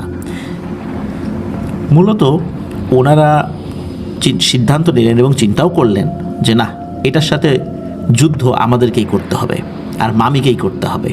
নিশ্চয়ই আল্লাহ তাআলা এর মধ্যেই কল্যাণ রেখেছেন, তাছাড়া কোনো কবিরাজ হুজুর এনাদেরকে দিয়ে কাজ হবে না। ওনারা কিন্তু এর মধ্যে চেষ্টা করেছিলেন, বাট কাজ হচ্ছিল না। ওনারা আল্লাহর উপর ভরসা করে সিদ্ধান্ত নিলেন যে ওনারাই এটার মোকাবেলা করবেন। এরপর মামি উনি সকলকে বলে দেন যে এই জিনিসটাকে ডাকলেই চলে আসে, মনে হচ্ছে সবসময় এই জিনিসটা আমার আশেপাশেই থাকে। এরপরে আমি যদি শুয়ে থাকি, আমার চেহারা সুরত দেখে বা আমার ইশারা দেখে তোমরা যদি বুঝতে পারো যে আমি বসতে চাচ্ছি, তখন আমাকে বসিয়ে দেবে। মূলত এরকম একটা ব্যাপার উনি বলে রাখেন। এরপর উনি শুয়ে পড়েন এবং সকলে প্রস্তুত যে মামি কিন্তু তাকে আহ্বান করবেন, আর আসার পরপরই আবার যুদ্ধ শুরু হয়ে যাবে। মামি শুয়ে তার মতো করে আহ্বান করেন চোখ বন্ধ করে। কিছুক্ষণের মধ্যেই মামির শ্বাসকষ্ট শুরু হয়ে যায়, বোঝা যায় যে কিছু একটা এসেছে। তখন মামি উনি শুয়ে শুয়ে ওনার মতো করে হাত নাড়াচ্ছেন, মানে শূন্যে হাত নাড়াচ্ছেন, কিন্তু কি হচ্ছে এটা বুঝতে পারছেন না অনেকে, মানে ওখানে যারা উপস্থিত ছিলেন। মামা তো সবসময় ছিলেন ওনার সাথে সার্বক্ষণিক সঙ্গী, সবসময় ওনাকে সাপোর্ট দিয়ে যাচ্ছিলেন। মামা সহ উপস্থিত অনেকেই দেখতে পারেন যে মামি উঠে বসার চেষ্টা করছে, কিন্তু ওই সময়ে আসলে বসার আগেই বা এই ধরনের ঘটনা ওনাদের আসলে ওই হেল্প নেওয়ার আগেই আর একটা ভয়ঙ্কর দৃশ্য ওনারা দেখেন। সেটা হলো যে মামি ওনার হাত দিয়ে, মনে হচ্ছে ওনার হাতে কোনো একটা চাকু রয়েছে, ধারালো কিছু রয়েছে, এইটা দিয়ে ক্রমাগত কারো উপর আঘাত করছে, ক্রমাগত আঘাত করছে, আঘাত করেই যাচ্ছে। একটা পর্যায়ে উনি শরীরের শক্তি ফেরত পান, কারণ হচ্ছে যখন মামির এই সমস্যাটা সৃষ্টি হতো, ওই অশরীরীটা হাজির হতো, তখন কিন্তু মামি কথা বলার শক্তি হারিয়ে ফেলতেন, শরীরের অনেক শক্তি উনি হারিয়ে ফেলতেন। এরপর মামি আল্লাহু আকবার, আল্লাহু আকবার, আলহামদুলিল্লাহ, আলহামদুলিল্লাহ বলে ওঠেন আর কি, ওনার শরীরের শক্তি ফেরত পান। তখন মামা বলেন কি হয়েছে? তখন বলে যে তোমরা আসলে দেখতে পাচ্ছ না, আমি দেখতে পাচ্ছি, আমার সমস্ত শরীরে ওই ভয়ঙ্কর দানবটার রক্ত লেগে আছে, আর ওর শরীরটা জ্বলে পুড়ে শেষ হয়ে গেছে, ধোয়ার মতো হয়ে উড়ে গেছে, কিন্তু ওর মাথাটা ঘরের বাইরে পড়ে আছে। ভয়ঙ্কর সেই দৃশ্য।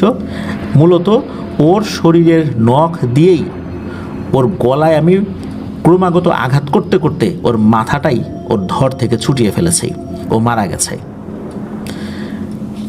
এরপর পরিবারের সদস্যরা চিন্তা করলেন যে আলহামদুলিল্লাহ, এই অবয়বটার করুণ পরিণতি হয়েছে, এইবার অন্তত মেয়েটা বাঁচল।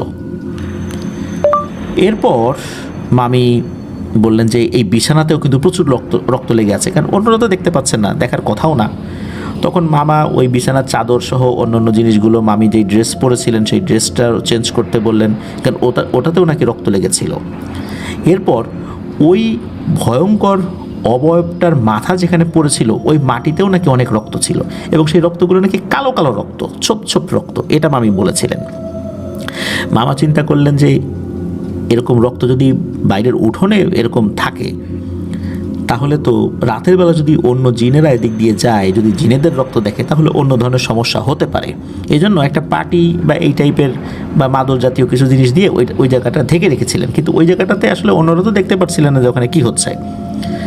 সকলে চিন্তা করেছিলেন যে ঝামেলা মনে হয় শেষ, আলহামদুলিল্লাহ আমরা জিতে গেছি, অবয়বটা বিদায় হয়েছে। এই ঘটনা ঘটার মাত্র কয়েকদিনের মাথায় মামি একদিন রান্না করছেন, রান্না করে হঠাৎ করে উনি 3টা ভয়ঙ্কর অবয়ব দেখেন। একটা মহিলা অবয়ব বেশ ভয়ঙ্কর, আর একটা পুরুষ অবয়ব, একটা যুবক আর একটা কিশোর বয়সী, মানে বয়স বোঝা যায় ভয়ঙ্কর হলেও। এর মধ্যে ওই মহিলা অবয়বটি বলে উঠছে, তুই আমার স্বামীকে হত্যা করেছিস, আমি তোকে ছাড়বো না, আমিও তোকে মেরে ফেলবো। তখন ওই মামি বলে ওঠেন যে আমি তোর স্বামীকে হত্যা করছি, মানে তোর স্বামী আমার উপর যে নির্যাতন চালিয়েছে, আমার কি অপরাধ ছিল? যা করছি ঠিকই করছি, আল্লাহর ইচ্ছাতেই সব হয়েছে, এখন এখান থেকে ভাগ, নাহলে কিন্তু তোদেরকেও হত্যা করব। এরপর ওই 3টা অবয়ব ওই সময়ের মতো চলে যায়, আর এই বিষয়টা মামাকেও এবং পরিবারের অন্য সদস্যদেরকে উনি অবহিত করেন।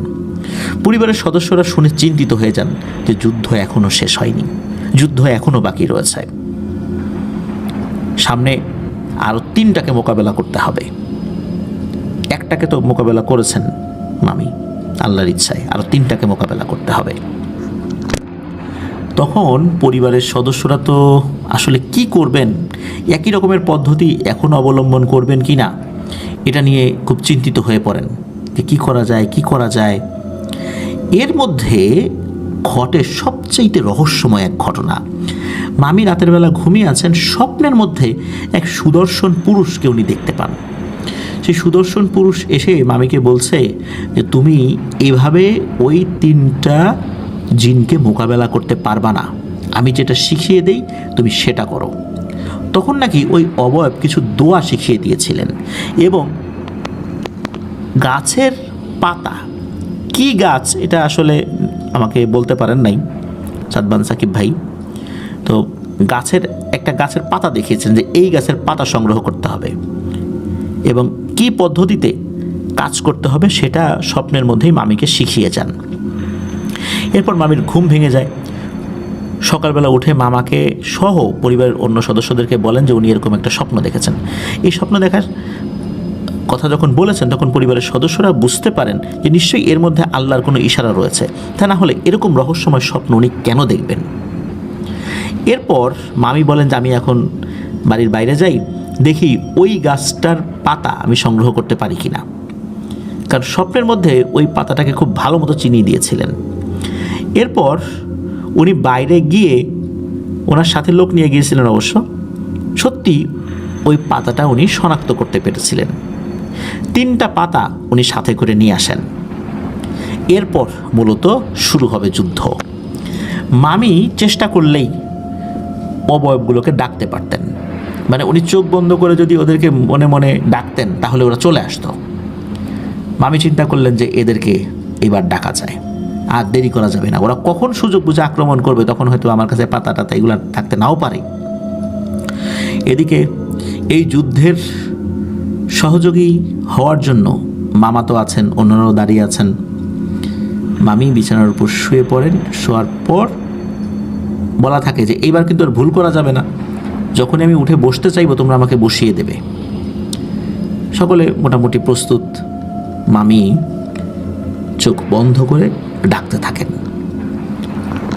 আসলে মামি যেটা দেখছেন এটা তো আসলে মানে শুধু উনিই দেখছেন, অন্য কেউ দেখতে পাচ্ছেন না। হঠাৎ করে মামির শরীর কাঁপাকাঁপি শুরু হয়ে যায়, ওনার শ্বাসকষ্ট শুরু হয়ে যায়, বোঝা যায় যে আবার ওই জিনিসটা এসেছে। এরপর মামি অদৃশ্যভাবে উনি হাত নাড়াচ্ছেন, অনেক কিছু করছেন। অন্যরা বুঝতে পারছিলেন যে মামি তাদেরকে প্রতিহত করার চেষ্টা করছেন। একটা পর্যায়ে দেখা যায় মামি হাত দিয়ে একটা পাতা বিছানার উপর চেপে ধরেছেন। তার মানে হচ্ছে যে ওই জিনিসটা যখন এসেছে মামি পাতা চেপে ধরেছেন। এর কিছুক্ষণ পর মামি আবার হাত সরিয়ে দেন। এরপর মামি স্বাভাবিক হয়ে যান।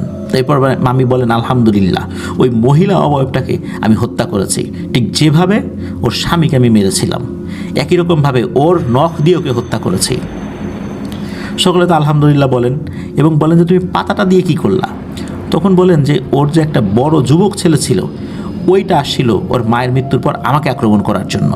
তখন ওই পাতাটা যখনই ওর মাথার ওইখানে ধরেছি, আমাকে স্বপ্নের মধ্যে ওই অভাবটা শিখিয়ে দিয়েছিল যে এই পাতাটা কপালের উপরে ধরতে হবে বা শরীরের কোনো একটা জায়গায় চেপে ধরতে হবে, সাথে সাথে সে দুর্বল হয়ে যাবে। এই ছেলেটা যখন মায়ের মৃত্যু দেখে আমার উপর ঝাঁপিয়ে পড়ে তখন আমি ওর কপাল বরাবর ওই পাতাটা চেপে ধরি, আর তখনই সে চিৎকার করে চলে যায়। আর অন্য যে অবয়বটা ছিল কিশোর বয়সী, ওইটা ওই অবস্থা দেখেই ওখান থেকে পালিয়ে যায়। এই যে ব্যাপারটা হলো, তখন সকলে চিন্তা করলেন যে যেহেতু আরও দুইটা আছে, নিশ্চয়ই মায়ের হত্যার প্রতিশোধ নিতে অবশ্যই আসবে। যেহেতু বাবার হত্যার প্রতিশোধ নিতে এসে মায়ের মৃত্যু দেখেছে, তাহলে তো মায়ের হত্যার প্রতিশোধ নিতেই আসবে। এদিকে ঘটে আর একটা ঘটনা। মামি উনি শুয়ে আছেন, হঠাৎ করে উনি অবচেতন হয়ে যান। এটা ঠিক স্বপ্ন না। এরপর উনি একটা দৃশ্য দেখেন, সেটা হলো উনি এমন একটা জায়গায় আছেন, সেই জায়গাতে ভাঙাচোরা ঘরবাড়ি আছে, গাছপালা আছে, কিন্তু গাছগুলোতে কোনো পাতা নাই। এবং কোনো গাছ যদি আগুনে পুড়ে যায়, যেরকম কালো হয়ে থাকে, কয়লার মতো হয়ে থাকে, মনে হচ্ছে এরকম অসংখ্য গাছ সেখানে আছে, সব কিছু কালো কালো। ওইখানে ওই যে মহিলাটাকে হত্যা করা হয়েছিল সেই মহিলাটা আছে, আর তার দুই ছেলেও আছে। আর সেখানে ওই রকম অবয়ব আরও অনেক আছে। ওই যে দুই ছেলে, এই দুই ছেলে চিৎকার করে বলছে যে এই মহিলা আমার মা বাবাকে হত্যা করছে, আমরা দুই ভাই একে ছাড়ব না। তখন এই দুই ভাই এই মামির দিকে তেড়ে আসছে। তখন অন্য যে অবয়বগুলো ছিল তারা এই দুইজনকে থামাচ্ছে, বলছে যা হওয়ার হয়েছে, তোমরা ওদের সাথে পারবা না, এসব আশা ছেড়ে দাও, ওদের সাথে লড়তে যেও না। ওই দুই ভাই বলছে না, আমরা যাবই, আমার মা বাবাকে হত্যা করেছে, ওকে মারবই, এরকম কথা বলছে আর কি। এবং ওখানকার যে মুরব্বী অবয়বগুলো আছে তারা এই দুই ভাইকে প্রতিহত করছে, মানে ঠেকাচ্ছে আর কি। আর তখন মামি বলছে যে আমি কি তোদের কাছে আসছিলাম নাকি তোরা আমার কাছে আসছিলি? আমাকে আক্রমণ করার জন্য তোরা আসছিলি নাকি আমি তোদেরকে আক্রমণ করার জন্য গেছিলাম? আবার যদি আমার কাছে আসিস তাহলে তোরাও বেঁচে ফিরতে পারবি না, এরকমটা বলে দেন।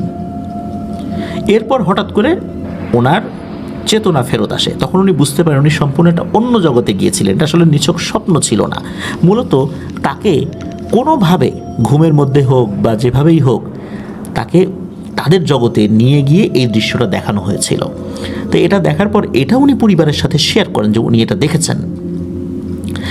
তো পরিবারের সদস্যরা বুঝতে পারেন যে আসলেই ওনারা যা ভেবেছিলেন তাই, আবার ওনাকে আক্রমণের শিকার হতে হবে। সত্যি একই রকমভাবে নাকি এরাও আক্রমণ করে মামিকে। আগের মতোই আল্লাহর ইচ্ছায় প্রতিহত করেন এবং বরাবরের মতোই মামা সব সময় তার পাশে ছিলেন। যদিও বা উনি কিছুই দেখতে পেতেন না, কিন্তু বুঝতে পারতেন যে মামি কিভাবে হাত নাড়াচ্ছে। নাড়ানো দেখে উনি বুঝতে পারতেন যে মামি আসলে এটা কি করছে, তাকে হত্যা করছে বা প্রতিহত করছে। এটা উনি বুঝতে পারতেন। শুধু উনি না, ওখানে উপস্থিত অনেকেই বুঝতে পারতেন, বিশেষ করে পরিবারের সদস্যরা যারা ওখানে থাকতেন আর কি, তারা বুঝতে পারতেন। তো ওই যেই ছেলেটা, মানে দুই ছেলে, তো এরাও আসছিল একই রকমভাবে। ওরা যখন তার উপরে এসে আক্রমণ করে, তখন মামি ওই যে পাতাটা, ওই পাতাটা তাকে চেপে ধরেছিলেন, আর সাথে সাথে ওদের শরীরের সমস্ত শক্তি শেষ হয়ে যায়, আর এরাও খুব দুর্বল হয়ে পড়ে। তখন মামি ওদের যেই নখ, ধারালো নখ, এগুলো দিয়েই তাদেরকে আক্রমণ করে। এভাবেই নাকি ওই দুইটা অবয়বকেও মামি হত্যা করেছিলেন। তাহলে দেখা গেল যে একই পরিবারের 4 জন সদস্যকে এভাবেই মারা যেতে হলো। সকলে ধারণা করেছিলেন এবার অন্তত শেষ হয়েছে, আর কোনো ঝামেলা নাই। মামিও এখন আগের থেকে আলহামদুলিল্লাহ অনেক স্বাভাবিক হয়ে গেছেন। এগুলো কিন্তু খুব বেশি দিন গ্যাপে গ্যাপে হচ্ছে না, কিন্তু রেগুলার হচ্ছে। আর মামি যখন চাইতেন তখনই ওই অবয়বগুলোর সাথে উনি মোকাবেলা করতে পারতেন, বা ওই অবয়বগুলো চলে আসতো বা আসতে বাধ্য হতো কোনো একটা বিষয়ে। একটা ব্যাপার তো ছিলই নিশ্চয়ই, কোনো একটা কানেক্টিভিটি তো তৈরি হয়েই ছিল। তা না হলে মামি ইচ্ছা করলেই কেন ওগুলো চলে আসতে বাধ্য হতো? এর কয়েকদিন পর মামি স্বপ্নে দেখেন যে 3টা অবয়ব। একটা অবয়ব নারী অবয়ব, তার বয়স খুব বেশি বলে মনে হচ্ছে না। আরও 2টা অবয়ব, সেই অবয়ব বলছে, বিশেষ করে নারী অবয়বটা বলছে যে তুই আমার শ্বশুর শাশুড়ি এবং আমার স্বামীকে হত্যা করেছিস, বল আমাদের এখন কি করা উচিত? আমি তো একা হয়ে গেছি। তখন মামি বলছেন যে তোরা যদি আবার আমার উপর এসে আক্রমণ করিস, তাহলে অন্যদের যে পরিণতি হয়েছে তোদের সাথেও সেটাই হবে। তখন ওই অবয়ব বলছে যে না, তোর সাথে আসলে মারামারি করার ইচ্ছা আমার নাই, আমরা সমাধান চাই। সমাধান যেভাবে হবে আমরা সেই পথেই আগাবো। তুই কি সমাধান চাস? তা না হলে কিন্তু এইভাবেই চলতে থাকবে, আমরাও মরবো, মরতেই থাকবো, কিন্তু মেরে তুই শেষ করতে পারবি না। তখন মামি নাকি বলেছিলেন হ্যাঁ, আমিও সমাধান চাই। তো এতটুকুই হয়েছিল, স্বপ্নে এটা দেখেছিলেন। সকালবেলা যখন এই বিষয়টা বলেন, তখন মামা সহ পরিবারের অন্য সদস্যরা বলেন যে হ্যাঁ ঠিক আছে, তুমি ওদেরকে আবার ডাকবা, ওদেরকে ডেকে সমাধান যে কি হতে পারে এটা তো বোঝাই গেছে যে ওরা অনেক কিছু চাইবে, তুমি সবশেষ একটা ছাগলে গিয়ে রাজি হবা। তো মামি বলছেন ঠিক আছে। তো মামি বিছানার উপর শুয়ে পড়েন এবং মনে মনে তাদেরকে আহ্বান করতে থাকেন। এরপর হঠাৎ করে মামির আবার শ্বাসকষ্টের মতো শুরু হয়ে যায়। সকলে বুঝতে পারেন যে আবার নিশ্চয়ই ওই বিষয়টা চলে এসেছে। তো এবারও কিন্তু ওনারা ওই পায়জানি এগুলো চিটার নাই, কারণ যেহেতু একটা নেগোসিয়েশন চলছে, আলোচনা চলছে। বেশ কিছুক্ষণ পর মামি আবার স্বাভাবিক হয়ে যান। তখন মামি বলেন যে আমি ওদের সাথে কথা বলেছি, ওরা প্রথমে বলেছে যে হয় তোর 2 সন্তানকে দিবি, নাহলে তোর স্বামীকে দিবি, বলি দিতে হবে, এটা বলেছেন। তখন বলছেন অসম্ভব, এটা আমি দিতেই পারবো না। এরপর একটা মহিষ চেয়েছে, সেটা মহিষ দিতে পারবো না। শেষ পর্যন্ত একটা ছাগল পর্যন্ত এসেছে, বসে একদম কালো রঙের হতে হবে এবং ছাগলের বয়স 3 বছরের উপরে হওয়া যাবে না, বা 2 বছরের কম হওয়া যাবে না। পরিবারের সদস্য বলেন আচ্ছা ঠিক আছে, এটা তো দেয়াই যাবে। কোথায় দিতে হবে? বাড়ির পাশে একটা পুকুর রয়েছে, ওই পুকুরের ঠিক রাত 11:59 ওই ছাগলটাকে জবাই করতে হবে এবং ওই রক্তটা যেন পুকুরে পড়ে যায়। ঠিক আছে, এরকমটাই সিদ্ধান্ত হয়েছে, তাদের তরফ থেকে সেটা জানানো হয়েছে। তখন মামা চলে যান বাজারে, কিন্তু সমস্যা হলো এই বয়সের মধ্যে কালো কুচকুচো রঙের ছাগল তো উনি হাটে আর মেলাতে পারেন না, কোনোভাবেই পারেন না। এরপর ব্যর্থ হয়ে উনি ফেরত আসেন এবং মামিকে বলেন তুমি আবার ওদেরকে ডাকো, বলো যে তাদের চাহিদা অনুযায়ী ছাগল পাওয়া যায় নাই। মামি আবার তার মতো করে ডাকতে থাকেন। চলেও আসে ওই 3টা অবয়ব, ওই নারী অবয়ব এবং তার সাথে আরও 2টা অবয়ব ছিল। তখন তাদেরকে বলেন যে তোমাদের তো চাহিদা মতো এটা পারি নাই। তখন তারা বলে আচ্ছা ঠিক আছে, ছাগল দিতে হবে না, একটা খাসি দিতে হবে, খাসির বয়স 2 বছরের উপরে হওয়া যাবে না এবং সেটা যে কোনো রঙের হলেই হবে, আর জবাইয়ের প্রক্রিয়াটা আগের মতোই থাকবে। তারা রাজি হয়ে যান, আর বাজারে গিয়ে এবার অনায়াসেই এরকম একটা খাসি তারা জোগাড় করে ফেলতে সক্ষম হন। মামা এটা পেয়েও যান, ওটা কিনে নিয়ে আসেন। যেদিন কিনে নিয়ে এসেছেন ওই দিন রাতের বেলা, রাত 11:59 মামি সহ, ওদের শর্ত ছিল মামিকেও সাথে থাকতে হবে। মামি সহ ওই পুকুরের পাড়ে যান। জবাই করার সকল আয়োজন সম্পন্ন করা হয়, পরিবারের বেশ কিছু সদস্যরাও সেখানে উপস্থিত ছিলেন, মানে একদম কাছের যে সদস্যরা পরিবারের তারা ছিলেন শুধু। তখন মামি বলছিলেন অন্যদেরকে যে তোমরা তো দেখতে পাচ্ছ না, আমি দেখতে পাচ্ছি ওই 3টা অবয়ব দূরে দাঁড়িয়ে আছে, আর এই পুকুরের পানির ভেতর থেকে অসংখ্য একই রকমের ভয়ঙ্কর চেহারার অবয়বগুলো মাথা ভাসিয়ে রেখেছে, অগণিত, গুণে শেষ করা যাবে না এত। একজনের মাথার সাথে আরেকজনের মাথা লেগে গেছে, এত বেশি অবয়ব রয়েছে এখানে। এরপর ওই ঠিক সময় মতো 11:59 ওই খাসিটাকে জবাই করা হয় এবং ওই রক্তটা আস্তে আস্তে পড়তে পড়তে যখন ওই পুকুরে পড়া শুরু করে তখন আস্তে আস্তে ওই মাথাগুলো নাকি পানির ভেতরে ডুবে যেতে শুরু করে এবং ওই অবয়ব একটা সময় চলে যায়। এরপর ওই খাসিটাকে আর পুকুরে ভাসিয়ে দেওয়া হয় নাই, ওই খাসিটা, কাটা খাসিটাকে আবার বাড়িতে নিয়ে আসা হয় আর কি। এরপর থেকে আলহামদুলিল্লাহ মামি পুরোপুরি সুস্থ। প্রিয় লিসেনার্স, আমি যেই ঘটনাটি শেয়ার করলাম এই ঘটনার মধ্যে বেশ কিছু অদ্ভুত ব্যাপার রয়েছে, আপনারা কি খেয়াল করেছেন? প্রথমত, মামিকে কিভাবে ওই প্রথম জিনটা আক্রমণ করলো এটা কিন্তু আসলে নিশ্চিত হওয়া যায়নি। দ্বিতীয়ত, যখন প্রথম জিনটা মারা যাবার পর পরবর্তী গ্রুপরা আক্রমণ করলো তখন স্বপ্নের মধ্যে যে অবয়বটা এসে চিকিৎসা পদ্ধতিটা বাতলে দিয়েছিলেন তিনি আসলে কে ছিলেন এই বিষয়ে আর জানা যায়নি। আর শেষ দিকে এসে পরিবারের অন্য সদস্যরা, বিশেষ করে এই যেই কম বয়সে একজন নারী সদস্য জিন এসেছিলেন তিনি মূলত ছিলেন হচ্ছে ওই যে পূর্বের যেই 2 জন মারা গেলেন, বিশেষ করে একজন বয়স্ক পুরুষ জিন আর একটা বয়স্ক মহিলা জিন, তার প্রথম যে ছেলে তার ছেলের বউ এবং সেই বউয়ের আত্মীয় স্বজনরা আসছিল আর কি। তো তারা এসে সমাধান চেয়েছিলেন, তারা এসে লড়তে চান নাই, আবার তারা লড়তেও চেয়েছিলেন যে আমরা মারা যাব, আর এক গ্রুপ আসবে, আর এক গ্রুপ আসবে, বা চলতেই থাকবে। তো এই কারণে বিষয়টা সমাধানের মাধ্যম দিয়ে আলহামদুলিল্লাহ শেষ হয়েছে। প্রিয় লিসেনার্স, আরও একটি ব্যাপার রয়েছে, আপনারা কি একবারও ভেবেছেন যে একটি মানুষের শ্বাস প্রশ্বাস বন্ধ হয়ে গেছে, সবাই ধারণা করছেন তিনি মারা গেছেন, আবার হঠাৎ করে জোরে করে নিঃশ্বাস নিয়েছেন, আবার শ্বাস ফেলেছেন শব্দ করে। এই ধরনের নিঃশ্বাস নেওয়া এবং নিঃশ্বাস ছেড়ে দেওয়ার শব্দটা কি ভয়ঙ্কর হতে পারে এটা কিন্তু আপনারা অনেকেই জানেন বা বুঝতে পারেন কি ভয়ঙ্কর সেই শব্দ হয়।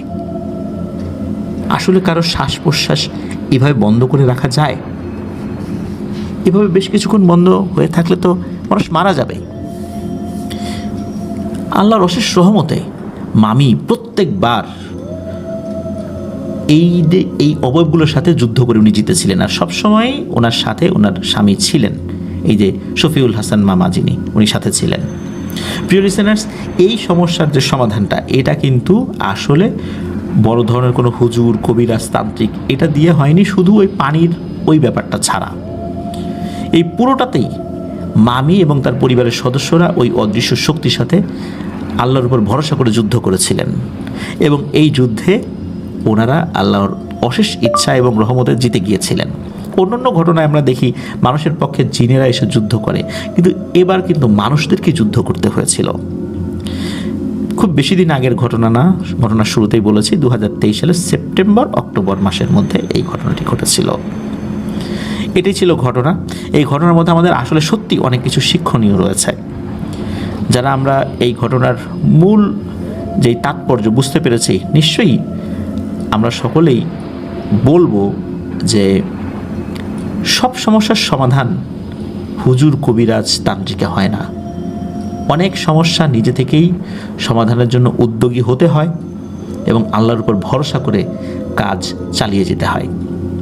ইনশাআল্লাহ আল্লাহ আমাদেরকে অবশ্যই সহায়তা করবেন যদি আমরা পরিপূর্ণভাবে আমাদের বিশ্বাসটা আল্লাহর উপর রাখি। প্রিয় লিসেনার্স, চলুন চলে যাব আমাদের এবারের এপিসোডের পরবর্তী আরও একটি নতুন ঘটনায়। প্রিয় লিসেনার্স, আসসালামু আলাইকুম।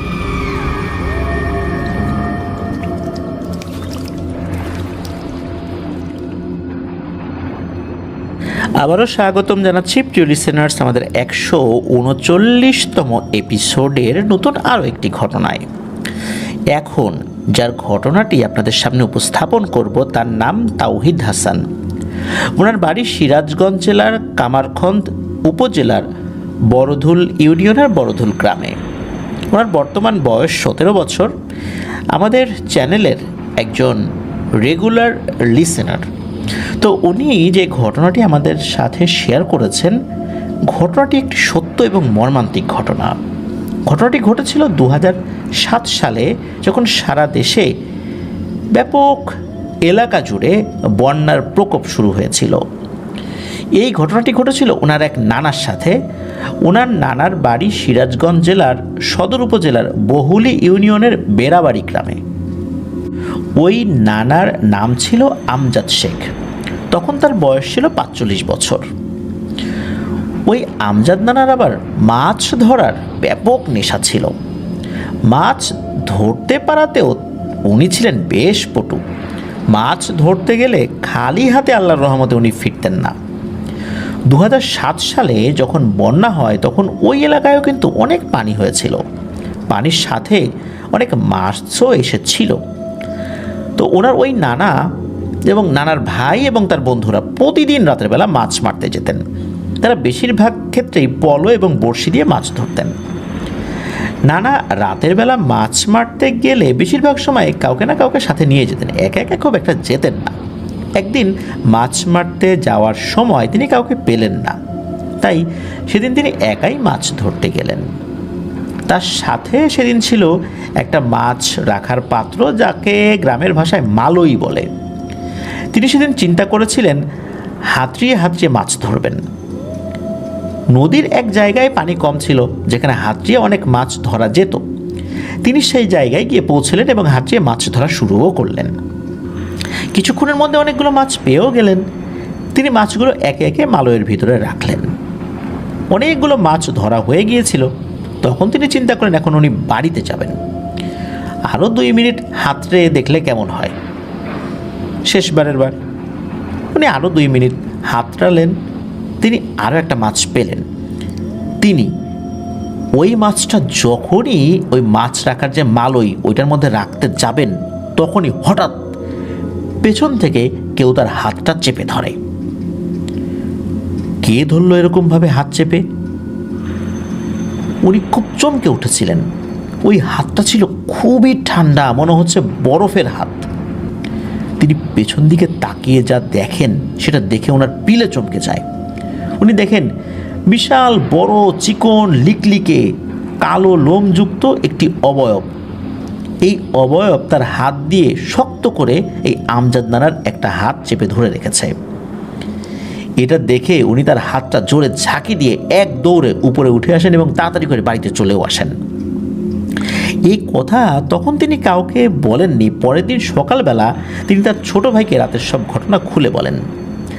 আমজাদ নানা তখন ওই নানাকে বলেন যে এই ঘটনা কাউকে না বলতে। ওই নানার নাম ছিল আলম। আলম নানা আমজাদ নানার কথা মতো ওই ঘটনাটি কাউকে বলেননি। এই ঘটনার কিছুদিন পর আমজাদ নানা আবার একদিন মাছ ধরতে যান রাতের বেলা। সেদিন তার সাথে আলম নানা এবং আরও একজন ছিলেন। ওই লোকের নাম ছিল হারেস। তিনি সম্পর্কে এই তাওহিদ হাসান ভাইয়ের মামা হন। সেদিন তারা পলো নিয়ে গিয়েছিলেন মাছ ধরতে। তারা সেদিন যেই জায়গায় মাছ ধরতে গিয়েছিলেন, সেই জায়গাকে গ্রামের লোকজন বলে আসিয়া চুন্নির বাড়ি। ওই জায়গা নিয়ে নাকি অনেক ভয়ের ঘটনা রয়েছে। প্রিয় লিসেনার্স, এই আসিয়া চুন্নির বাড়ি, এই কথাটা একটু মনে রাখবেন। ঘটনার শেষ দিকে আমাদের কিন্তু বুঝতে সুবিধা হবে। তাহলে ওই জায়গাতে নাকি অনেক পুরনো একটি কুয়া রয়েছে, যেটা নদীর মধ্যে পড়ে। অন্য সব জায়গার থেকে ওই জায়গায় নাকি মাছ বেশি পাওয়া যায়। এই কারণে ওনারা সেদিন সেখানে মাছ ধরতে গিয়েছিলেন। কিছুক্ষণ তারা 3 জন একসাথে মাছ ধরছিলেন। এক জায়গায় তো আসলে বেশি মানুষ ছিল, তাই তারা তেমন বেশি মাছ পাচ্ছিলেন না। তাই আমজাদ নানা বলেন, তোরা এখানে মাছ ধর, আমি একটু দূরে গিয়ে মাছ ধরি। আমজাদ নানা তখন আলম নানা এবং হারেস মামার থেকে কিছুটা দূরে গিয়ে মাছ ধরা শুরু করেন। মাছ ধরতে ধরতে আমজাদ মামা তাদের থেকে অনেকটা দূরেই চলে এসেছিলেন, যেটা উনি লক্ষ্য করেননি। হঠাৎ আমজাদ নানা সজোরে একটা ধাক্কা অনুভব করেন। যখন তার জ্ঞান ফেরে, তখন তিনি নিজেকে তার বাড়িতে আবিষ্কার করেন। জ্ঞান ফেরার পর উনি দেখতে পান যে উনি ওনার বাড়ির খাটে শুয়ে আছেন, চারদিকে অনেক মানুষ। তো তিনি আলম নানাকে জিজ্ঞেস করেন, কী হয়েছে এটা, চারপাশে এত মানুষ কেন, আর আমি এখানে কিভাবে এলাম, আমি তো মাছ ধরতেছিলাম। আলম নানা তখন বলেন যে তুমি তো মাছ ধরতেছিলা, তুমি তো মাছ ধরতে ধরতে আমাদের থেকে অনেক দূরে চলে গিয়েছিলে। আমরা তোমার কাছে আসছিলাম, এসে দেখি তুমি অজ্ঞান হয়ে পড়ে আছো নদীর এক পারে। আমি আর হারেস তোমাকে ধরাধরি করে বাসায় নিয়ে আসি। বাসায় এসে তোমার জ্ঞান ফেরানোর চেষ্টা করি, কিন্তু তোমার জ্ঞান ফিরছিল না। কিছুক্ষণ পর তোমাকে একটা কবিরাজের কাছে নিয়ে যাই, এই অবস্থাতেই সে তোমাকে ঝাড়ফুঁক করে দেয়। তারপর তোমাকে আমরা বাসায় নিয়ে আসি, আর এই যে এখন তোমার জ্ঞান ফিরছে। আমজাদ নানা এটা শুনে বেশ অবাক হয়ে যান। আলম মামা তখন জিজ্ঞেস করেন যে তুমি অজ্ঞান হয়ে গিয়েছিলে কেন? তখন আমজাদ নানা বলেন যে আমাকে কেউ পেছন থেকে সজোরে একটা ধাক্কা দিয়েছিল, এরপর আমার কিছু মনে নাই।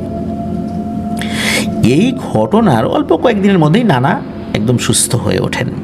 কিন্তু যার যেটা নেশা, এই নেশা থেকে তো বের হয়ে আসা খুবই কঠিন ব্যাপার। সুস্থ হবার কিছুদিন পর নানা আবার একদিন মাছ ধরতে গেলেন। মাছ ধরার নেশা তো তার মারাত্মক। এই প্রচণ্ড নেশা তাকে প্রতিদিন মাছ ধরতে যেতে বাধ্য করত। সেদিন তিনি বড় একটা পলো নিয়ে মাছ ধরতে গিয়েছেন। পলো তো প্রিয় লিসেনার্স আপনারা অনেকেই বুঝতে পারবেন, এটা বাঁশ দিয়ে তৈরি এক ধরনের বিশেষ গোলাকৃতির জিনিস, যেটার উপরের দিকে ছোট্ট একটা ছিদ্র থাকে। এটা পানির উপরে রেখে হাত ভিতরে ঢুকিয়ে দেয় ওই ছিদ্র দিয়ে, তারপর হাতড়াতে থাকে ভিতরে কোনো মাছ পড়েছে কিনা। অনেক সময় গ্রামেগঞ্জে কিন্তু এই পলোর মধ্যে ওই হাঁস মুরগি এগুলোও কিন্তু রেখে দেওয়া হয় আর কি কিছু সময়ের জন্য। তো যাই হোক, উনি ওই বড় একটা পলো নিয়ে মাছ ধরতে গিয়ে যান ওই দিন আবার উনি একাই গিয়েছিলেন। তিনি মোটামুটি হাঁটু পানিতে মাছ ধরতে শুরু করলেন। মাছ ভালোই পাচ্ছিলেন। মাছ ধরতে ধরতে তিনি আরও একটু গভীর পানিতে চলে আসলেন। হঠাৎ তিনি ওই পানির ভিতর প্রকাণ্ড একটা মাছ দেখতে পেলেন।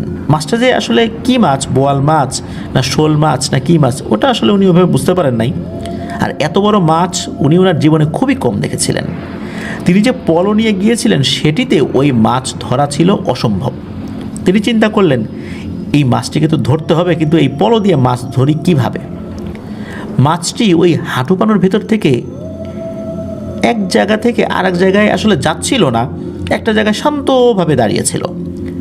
নানা ধীরে ধীরে চুপি চুপি মাছটার কাছে এগিয়ে যান। মাছটির কাছে যেতেই মাছটি আরেকটু দূরে সরে যায়। ওই মাছটাকে ধরবার জন্য উনি আরেকটু সামনে এগিয়ে যান। এইভাবে নানা যখনই মাছটার কাছে যায়, মাছটা একটু করে দূরে সরে যায়। এইভাবে যেতে যেতে নানা অনেক গভীর পানিতে চলে আসেন। তখন প্রায় বুক পর্যন্ত পানিতে চলে আসেন। ওই অবস্থাতে নানা কিছু একটা আঁচ করতে পারেন। মাছটা যদিও খুব ধীর গতিতে সামনের দিকে এগিয়ে যাচ্ছিল, তবুও মাছটিকে ধরা সম্ভব হচ্ছিল নানার পক্ষে। নানা কোনোভাবেই মাছটাকে আসলে ধরতে পারছিলেনই না। তখন নানা চিন্তা করলেন এখানে নিশ্চয়ই কোনো গড়বড় আছে, এই মাছটা ধরা ঠিক হবে না। ঝামেলা বুঝতে পেরে মাছটাকে না ধরে তাড়াহুড়ো করে নানা বাড়িতে চলে আসেন। আসার পথে অবশ্য কোনো সমস্যা হয়নি। আগে আমরা বলেছি প্রিয় লিসেনার্স, মাছ ধরার প্রচণ্ড রকমের তার নেশা ছিল। মাছ যদি উনি ধরতে না পারতেন তার ভালোই লাগতো না। এক রাত মাছ ধরতে না পারলে মনে হতো ওনার জীবনের বিশাল কিছু উনি হারিয়ে ফেলেছেন। পরের দিন এই আমজাদ নানা কী করেছেন, কলা গাছ দিয়ে একটি ভেলা বানিয়েছেন। চারদিকে বন্যার পানি থাকায় কলা গাছের ভেলার উপরে বসে মাছ ধরার চিন্তা করেই উনি এই কাজটি করেছিলেন। এরপর এই আমজাদ নানা তার সাথে তার ছোটো ভাই আলম নানা এবং হারেস মামাকে সাথে নিয়ে মাছ ধরতে যাবেন আর কি, এরকমটাই কথা হয় আর কি। তো সেদিন রাত্রে তারা মাছ ধরার জন্য সাথে বড়শিও নিয়ে গিয়েছিলেন। আমজাদ নানা তাদের দুজনকে বলেন যে আমি এই দিকে মাছ ধরি, তোরা ওই দিকটাতে ওই ঘাটে গিয়ে মাছ ধর। আমজাদ নানা বলেন যে কলার ভেলার উপর তো 3জন মানুষ আটবে না, আমি একাইয়ের উপরে বসে মাছ ধরি। তখন আলম নানা বলেন যে আচ্ছা ভাই, তুমি ভেলার উপর বসে মাছ ধরো আর আমরা ওদিকে গিয়ে মাছ ধরি। তখন এই আলম নানা এবং হারেস মামা অন্য এক পাশে মাছ ধরতে যান। আলম নানা ও হারেস মামা যেই জায়গায় মাছ ধরতে গিয়েছেন সেই জায়গায় একটা ডোবা রয়েছে। ওই ডোবাটিকে সবাই কামনার ডোবা বলে চেনে। আমজাদ নানা যখন ভেলা নিয়ে পানির একটু ভিতরে চলে যান, আর আলম নানা ও হারেস মামা অন্য পাশ দিয়ে ঘুরে এসে ওই কামনাদের ডোবার ওখানে যান। আলম নানা ও হারেস মামা ওই কামনাদের ডোবার পাড়ে এসে একটা উঁচু জায়গা দেখে সেখানে বসে পানিতে বড়শি ফেলেছেন। তারা তেমন একটা মাছ পাচ্ছিলেন না। এদিকে আমজাদ নানার বড়শিতে বিশাল একটা বোয়াল মাছ ধরা পড়ে। তো উনি চিন্তা করেছেন যে মাছটিকে বাড়িতে দিয়ে আসবেন। তখন উনি মাছটিকে নিয়ে ভেলার একটা জায়গায় রেখে মাছটিকে নিয়ে বাড়িতে চলে আসেন। তো ভেলাটাকে একটা জায়গায় রেখেছিলেন আর কি। ওই মাছটিকে বাড়িতে দিতে আসবেন আর কি। বাড়িতে এসে উনি দেখেন যে নানি ঘরে দরজা দিয়ে ঘুমিয়ে পড়েছে। উনি তো নানিকে ডাক দিয়েছেন, কিন্তু নানি আর ওঠেন না। আসলে নানার এই মাছ ধরার এই নেশা নিয়ে প্রচণ্ড রকমের আসলে রেগে থাকতেন সব সময়, খুব বিরক্তি ছিল তার। তাই নানি ঘুম থেকে উঠলেও রাগ করে ঘরের ভিতর থেকে বলে যে মাছটিকে বাইরে রেখে দাও, আমি এখন দরজা খুলতে পারবো না। আর তোমাকে এত রাত্রে মাছ মারতে মানে বলছে কে? তোমার কি ভয় টয় করে না নাকি? এত রাত্রে মাছ মারতে যাও কেন? এত লোভ কিন্তু ভালো না। তখন নানাও রাগ করে বলে, আচ্ছা যাও, দরজা খুলতে হবে না, মাছটাকে বাইরে পাতিলের মধ্যে রেখে চলে গেলাম। তো এই বলে আবার উনি মাছ ধরতে চলে গেছেন। এদিকে এই আলম নানা এবং হারেস মামা তেমন তো কোনো মাছ পাচ্ছিলেন না। বাড়িতে বড়শি ফেলে আলম নানা ও হারেস মামা একে অপরের সাথে গল্প গুজব করছিলেন। 3-4 ঘন্টা বড়শি ফেলে মাছ ধরার পরেও কোনো মাছ উঠছিল না। এক পর্যায়ে হারেস মামা বিরক্ত হয়ে বলেন, আমি এখন বাসায় চলে যাবো রে, আর ভালো লাগতেছে না। হারেস মামা তখন আরও বলেন যে এই সোজা রাস্তা দিয়ে চলে যাই। আলম নানা তখন বলেন, আচ্ছা তুই যা, আমি এখন চলে যাব। ফজরের নামাজের সময় হয়ে গেছে। হারেস মামা তখন সোজা রাস্তা দিয়ে বাসায় চলে আসেন। আলম নানা চিন্তা করেন যে এখন আমজাদ ভাইয়ের কাছ থেকে একটু ঘুরে আসি, দেখি ভাই কয়টা মাছ পেল। তো আলম নানারা যেখানে মাছ ধরছিলেন তার থেকে প্রায় 500 থেকে 700 ফুট দূরে আমজাদ নানা মাছ ধরছিলেন। এতটুকু দূরত্বের মধ্যে ছিল কিছু ক্ষেত, যদিও বা সব ক্ষেতে পানি উঠে গিয়েছিল। তো আলম নানা চিন্তা করলেন যে ঘুরে যেতে অনেক সময় লাগবে, তাই তিনি ক্ষেতের ভেতর দিয়ে হাঁটা শুরু করলেন। ক্ষেতের ভিতরে হাঁটু পানি ছিল।